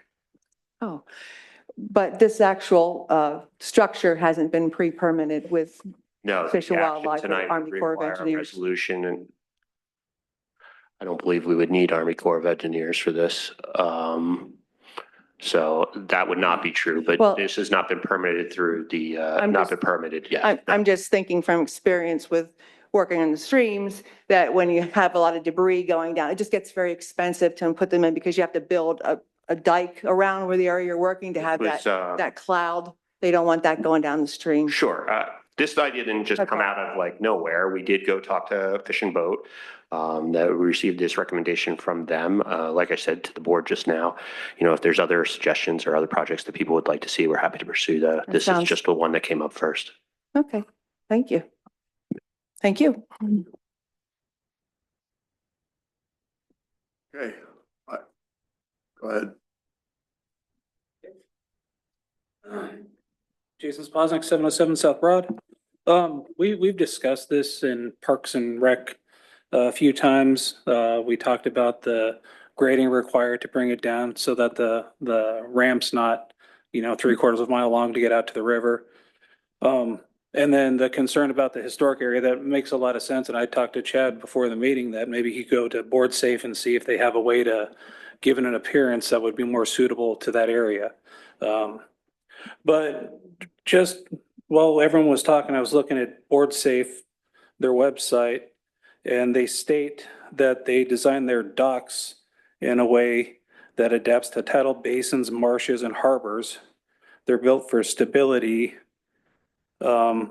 changing downstream currents, rise and fall of rivers due to droughts, flooding, and other common fluctuations, and have survived hurricane forces. So it sounds like we're going with the right vendor. And the 20-minute float time, if we're providing an opportunity to people that can't float at all right now.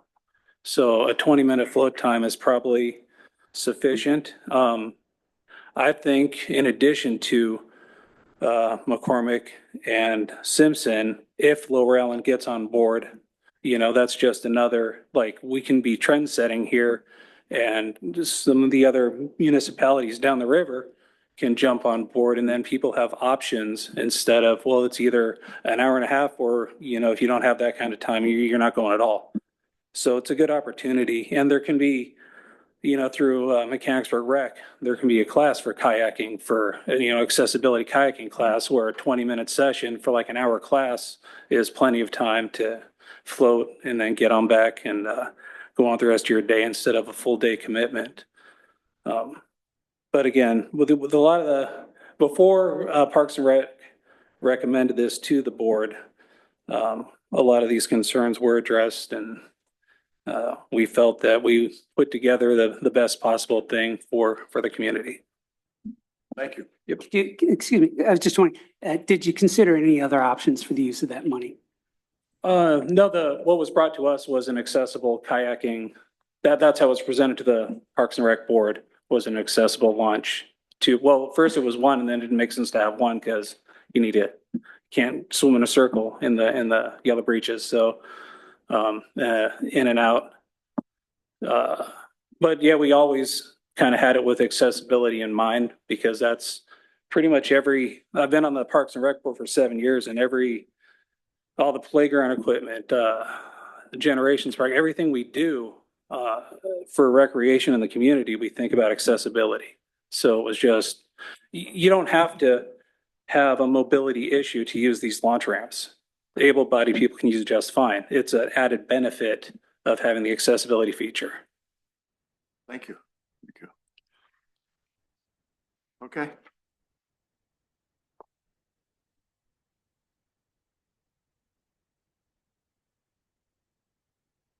Jeff Williams, 334 East Meadow Drive. He's right. We discussed this quite a bit at the Park and Rec Advisory Board.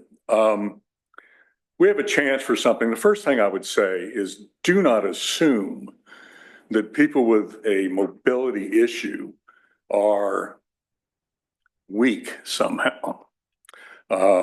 We have folks that have no problem at all getting around and making do in life, and would have no problem at all and enjoy being in a kayak or a canoe.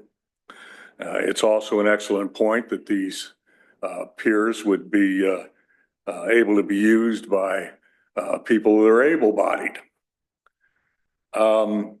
Something else to consider, I think the Lower Allen piece is something really that needs to be looked at. That adds an extended float. The short float is good for many folks, like Jason just said. The longer float would be available. And here's a thought. I have not seen the boat launch that's already there at Community Park in Lower Allen. If it is solid surface, concrete or asphalt, you can take a wheelchair down into the water, all the way up to the handles, and take somebody out, even though they don't have a specialized pier like we would. So that's already there if that exists. I have not seen it. I didn't have a chance to go today. I did not have a note from my wife, so I couldn't go. This is something that we strongly support. Everybody should have access to our natural resources. An historic district, this is a low profile thing, folks. It's low to the water. It can float up to 8 feet in flood. If Fish and Boat supports this, these people are the pros. These people know how these things work. And so I, once again, along with Jason, the Park and Rec Board supports this. And if we went through with this, we'd have 3 access points and 3 takeout points for folks to utilize what is just a beautiful creek. It's just wonderful down there.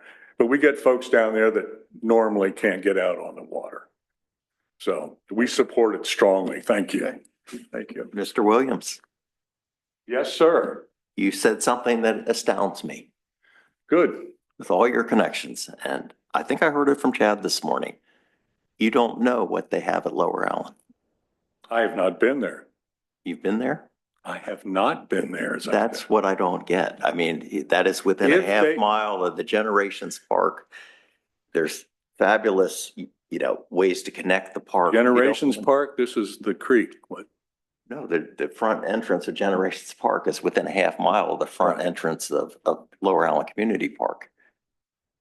Within a mile. And I just assumed in my mind, everybody had looked at it. I've been there. It is something to investigate, because it would be, as we discussed several times tonight, something that can be investigated that work with Lower Allen. We have. Right. No, that's encouraging. Commissioner Anderson for years has worked on trying to get more access to the creek. So it's like a concrete thing that goes into the creek. I thought it was really one of the few like Fish and Boat approved. It's boat concrete? launches. That's Yeah, perfect. It's concrete. That answers my question. It's a boat launch. Yeah, we had that in Silver Spring. Right. And I have seen people with wheelchairs down there taking people out of, actually in that case was a canoe. So. But I think the question that was suggested tonight is if that becomes an official landing spot, was part of, in conjunction with our portion of the creek. So I think Scott has started, and I would certainly recommend that he continue to be in communication with Lower Allen. We can't assume that they are going to participate or interested, but. No, but if it's concrete, it's public, people can go down there and take out. That'd be great. Thank you. Thank you. Yeah, I would like to just make a note that this is, as I said, it's a fairly large piece of engineering protruding up to 20 feet out into the creek. So I would take exception to your suggestion that this is somehow low profile. Okay. That was it. As I'm hearing the board, I think we can either take proposed action, or if tabled, to get more information for a later date. I personally, I really want to help people with mobility issues, because there are people that appear able-bodied, like myself, who had surgery within the last year, and you appear able-bodied, but I'm not. So, I'm still in recuperation, and there's many people that could use this even though they aren't labeled disabled. So I think it would be a positive, and then to get it somewhere, I think would be very supportive, but exactly where it should be or how many. The other thing I'm concerned about is that even though we don't have a deadline, when we have Representative Kutz make money like this available, to reject it or snob it, I think is not going to do us well in the future. So again, I'm not proposing the fix, but I just think we ought to keep working on it so that we can take advantage of that money. Okay, what's the will of the board? I will entertain a motion for action or entertain a motion to table. I'd like to move to table it for now until we get more information. So what date? Whatever, Scott, I would think 30 days or something. I don't know. 60. I'd love to tell you I'd have information in 2 weeks. I guess you can't leave these open-ended, can you? The motion to table should have a date certain. Doesn't have to, but it's good. If the board is willing, could I do 60 days with a notification when I have extra information and maybe come back earlier? Or keep us informed as you get information. If that's okay with everybody else, my plan would be to contact Lower Allen first. I also feel that we can poll the board again, see if there's any other ideas that you'd like us to pursue. And the other big one is I will get a firm answer on how long the money is being held. And once we have that, then we can know if we're against a wall or not. And then the board can decide how it wants to move forward. So we have a motion. Do you want to amend that to table for 60 days? For 60 days. Okay. Yeah, if that works for you. Okay. That would be, yeah. Is there a second? Second. Moved and seconded. There's no discussion on table. All in favor, aye. Aye. Opposed, no. No. Motion carried 4-1. Okay. I believe that's all under Park and Rec. Moving then to miscellaneous. Any update from the solicitor? Josh? Yes, Steve asked me to give the solicitor a report this evening. It is Sunshine Week this week, and the Office of Open Records has issued its annual report. I reviewed that yesterday. There's been about statewide, there's 3,200 right-to-know law appeals each year that's adjudicated by the Office of Open Records, and almost 2,500 of those are for local agencies like the township.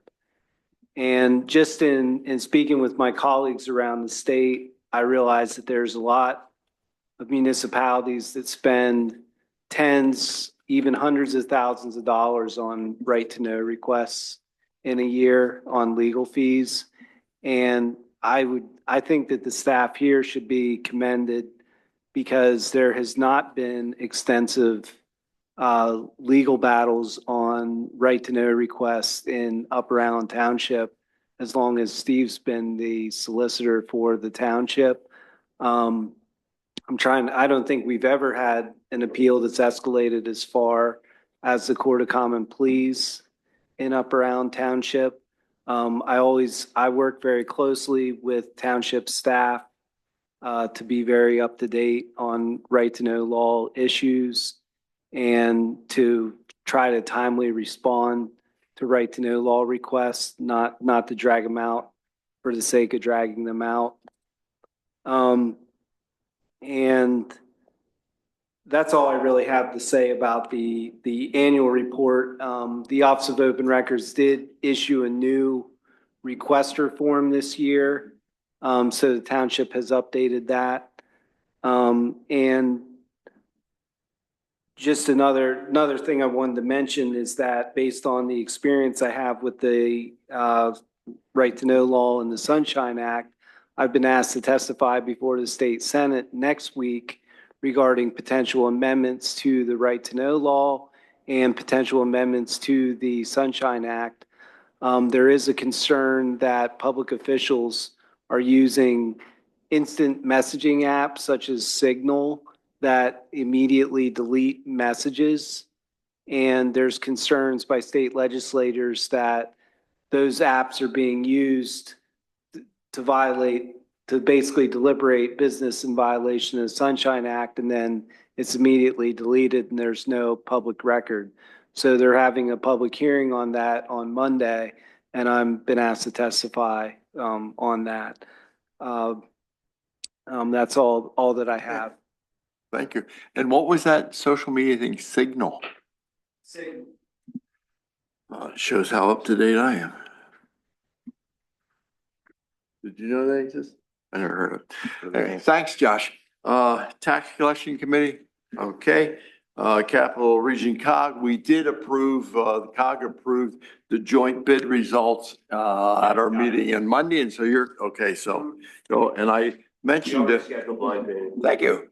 And so I mentioned to Corey, but Upper Allen is going to host a COG training in April on, I think, heavy equipment and grading, and they're just ecstatic with the cooperation. They gave kudos to Corey and his participation and cooperation with COG activities.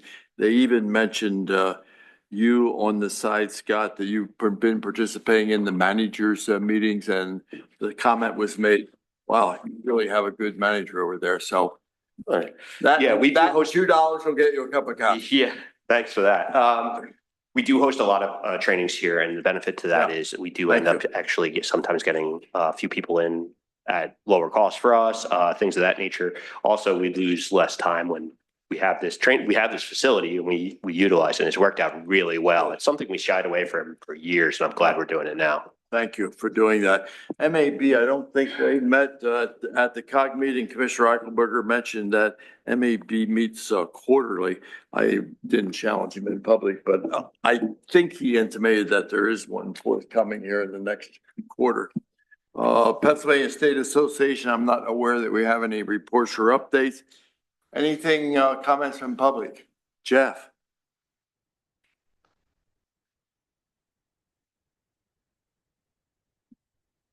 Jeff Williams, still at 334 East Meadow. Last night, my wife and I had the true pleasure of attending the Pennsylvania Recreation and Park Society's annual awards banquet at their annual conference. And we were excited to see that Mr. Krebs, our Parks Director, and Mr. Mara, our Assistant Parks Director, and the township received the award for recreation excellence. I have never submitted an award submission like I was so confident that we would get. And this was for the sensory garden.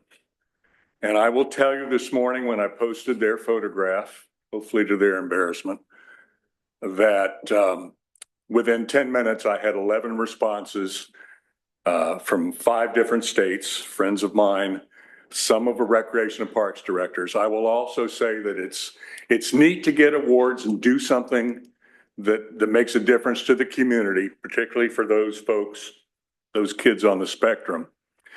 But when other professionals come up to you afterwards and they're asking about it and they're impressed by it, even from, and particularly from other states, that made me feel wonderful. And we have an outstanding staff, as we say over and over again, and I will beat that drum till it breaks. Thank you. Thank you, Jeff, and thanks for posting that today. I saw it earlier, and make sure that, well, you were here, make sure Eddie knows that his work is appreciated. Thank you. Anyone else? Sir.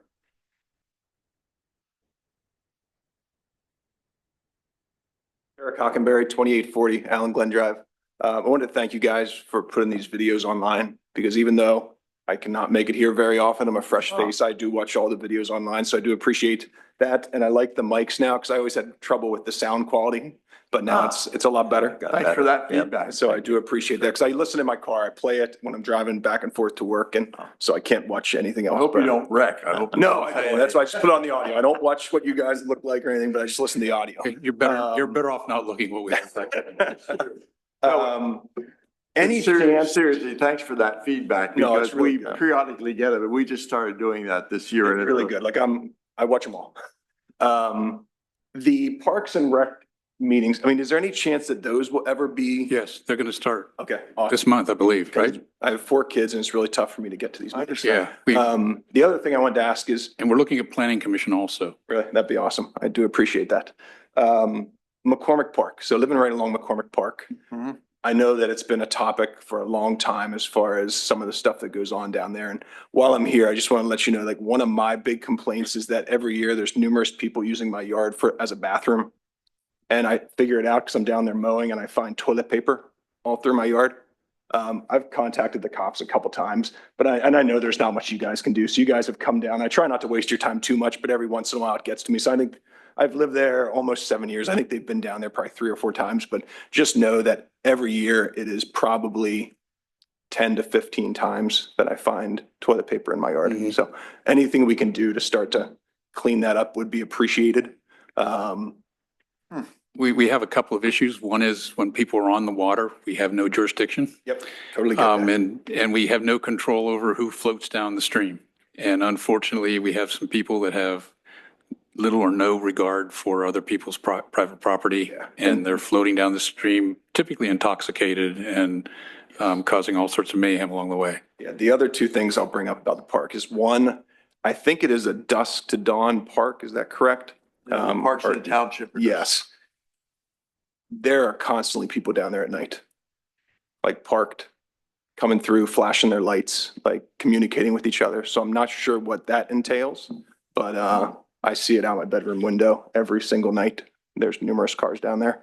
And the other thing I wanted to mention is the fact that there's picnic tables down there and there's no trash cans really bugs me. And the only reason that that park is clean is not because of the people that use it. It's because some nice walkers pick up on a daily basis down there. So my recollection, correct me if I'm wrong, is we had trash cans and they filled up and then people started piling stuff alongside of them. And a lot of it could not have been from people eating at the park. It was people were bringing their trash in and putting them in our trash cans and using that instead of their own garbage disposal or waste disposals at home. And I think that was why we took them out. Do we put them back in the summer? No, it's been over 10 years, so prior to your living there. And my recollection, and I'll have to look for pictures, but the garbage cans were buried so deep in the garbage because of illegal dumping, tires, concrete, contractor garbage, all sorts of things. And this was every week. And so we took them out and that stuff stopped. Yep. So I do recognize that the inconvenience of bringing in that kind of garbage, there still being garbage there from that. But quite frankly, the amount of illegal dumping has gone to almost zero for us. I recognize though, you guys are doing a lot of cleaning and I have no doubt about that. Totally understand that. But I understand your complaint. Oh, yeah. The bigger deal for me is why put picnic tables there then? That is what I would ask. And then I know that there's been a lot of discussion on making some changes down there, and it seems to me like trying to come up with a full plan that's going to fix everything is not going to happen. So why not institute a couple small things that kind of make sense and say, because some stuff's going to work and some stuff you're probably going to go, you know what, that wasn't a good idea and you can change it back. But the inaction, for me, get rid of picnic tables, get rid of grills. The people that I think use my property as a bathroom, I think are the families that come down there all day, have their grill, set up there for 6-7 hours, have kids. Where else are they going to go? So if you can start to allow the park to be used, I'm not against that, but the people that congregate there all day seem to me the ones that accumulate a lot of trash, the ones that are using the bathrooms and causing, from my perspective, a lot of the problems down there. So I would just my point would be, let's start to try to make some small decisions instead of trying to overhaul a whole plan and waiting for that overhaul. Thank you. Yeah. Can anybody say when the picnic tables went in? They were not always there either. No. Use the microphone, please.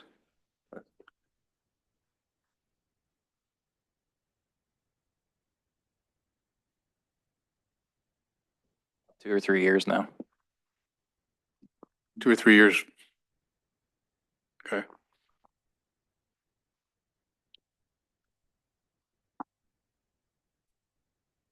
Judy Bailey, 450 East Lisburn Road. I'm one of the people that picks up the trash every day. I walk every day along the creek or on Pennington with my garbage bags with my partner. And I pick up the cement blocks and I pick up the batteries and I pick up the rubber rafts and the trash that's been along there. I go back and get my truck and I fill my truck up with all the garbage that's left down there. And it seems that Upper Islands does a great job with their parks, their other parks. I mean, there's no criticism could be had, but McCormick is just not thought through yet. And maybe it's coming. Maybe that's what needs to happen, is some planning for bathrooms, trash pickup, surface the road there. So we've put forth some ideas in the past. And I think there's one still hanging to change some of the structure of the park down there. I don't know how we'd put in it'd have to be porta potties. There'd be no way to put a bathroom down there. And we hear that a ramp is not appropriate in a historic district, but I'm imagining a porta potty wouldn't be either. Phil gets them in his front yard because when people come down, and he won't tell you that, but when people come down, they put their portable potty in his front yard.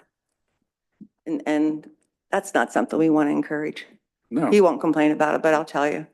I don't think we do encourage it. I'm just not sure what we can do to prevent it. Yeah. If somebody shows up and puts something in your front yard, I'm call the not police. complaining. I'm putting something on the table. It's something, to work on. It's not a criticism per se, but it's an assessment that there's a need. I don't have solutions other than compost toilets, even a sign that says no littering so that it could be enforced. I don't know how enforcement goes with the police, and I don't want to give the police any more work. And the police do have a nice presence down there in the summertime, but maybe they need some more authority. That's Something, interesting, that's an interesting question of what authority do we have in terms of trash disposal or that, so we can have the police look at that. I don't know if you want to comment on that offhand, Andy, but you can. Yes, it's important that everyone knows that reporting things right away. So if you would see people in the parks flashing their lights, give us a call. Non-emergency number or emergency number, doesn't matter.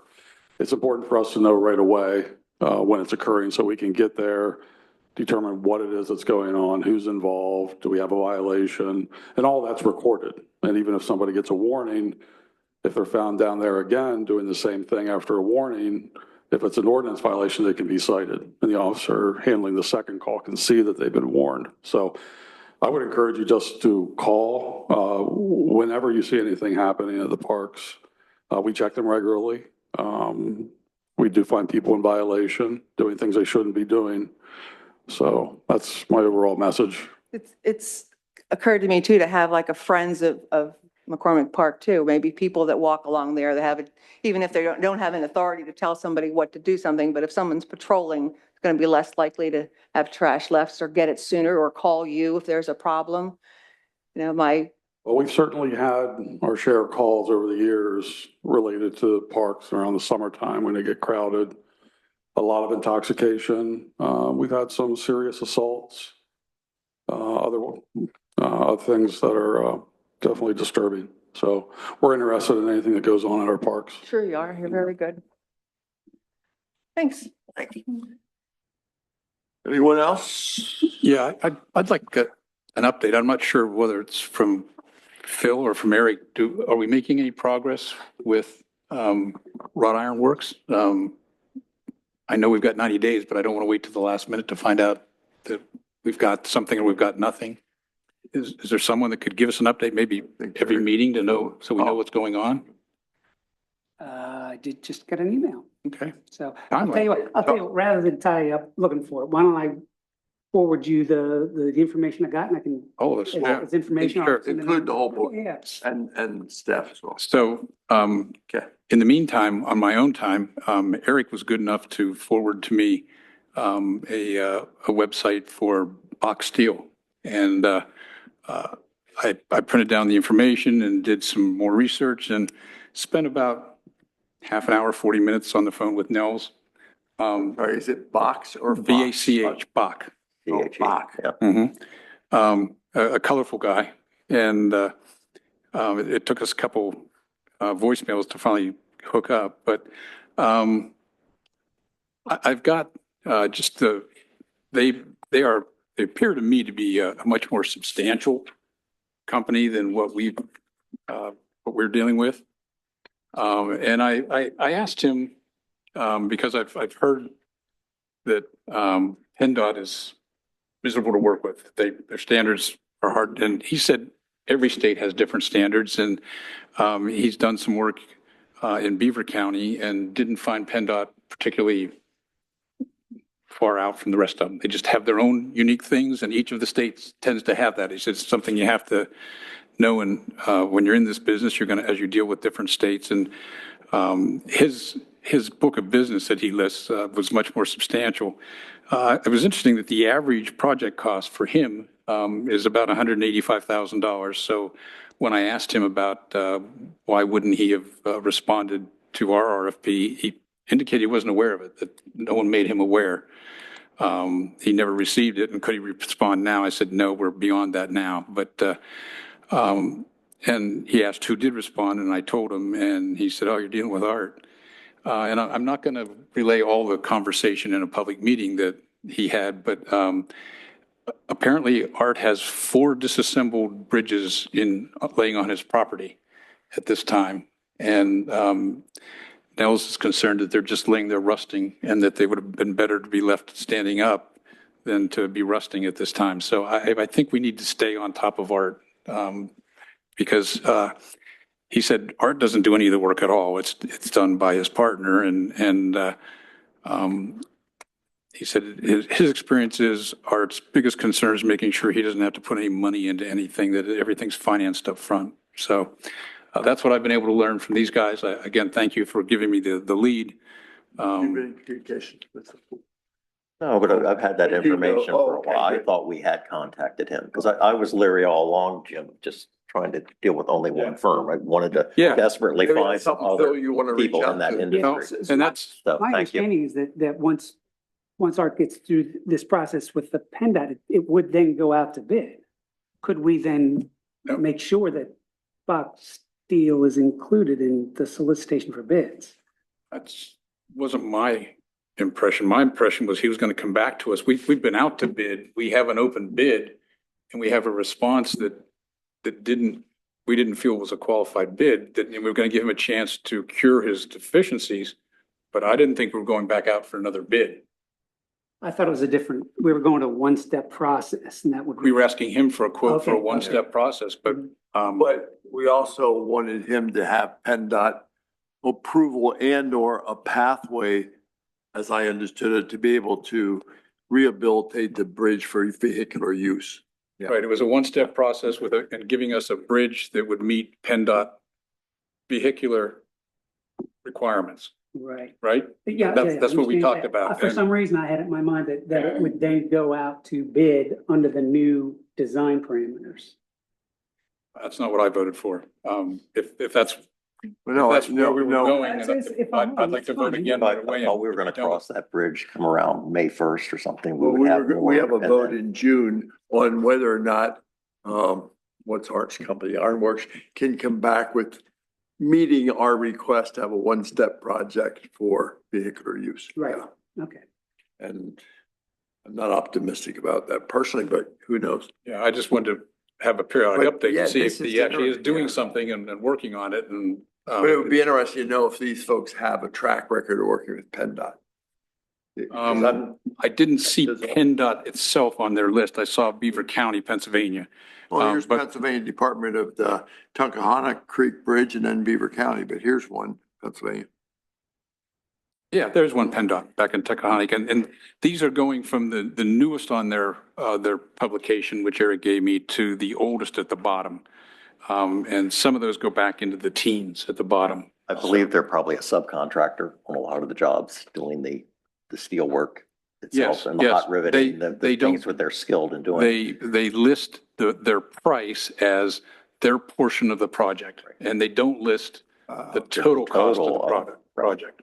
So in all fairness, but There's a different general contractor overseeing it and Bach is a sub to the general contractor. It's what it appears to be. Oftentimes. Okay. Well, and So- PHMC puts out, I think, a biannual newsletter about the bridge. They have an Iron Trust newsletter.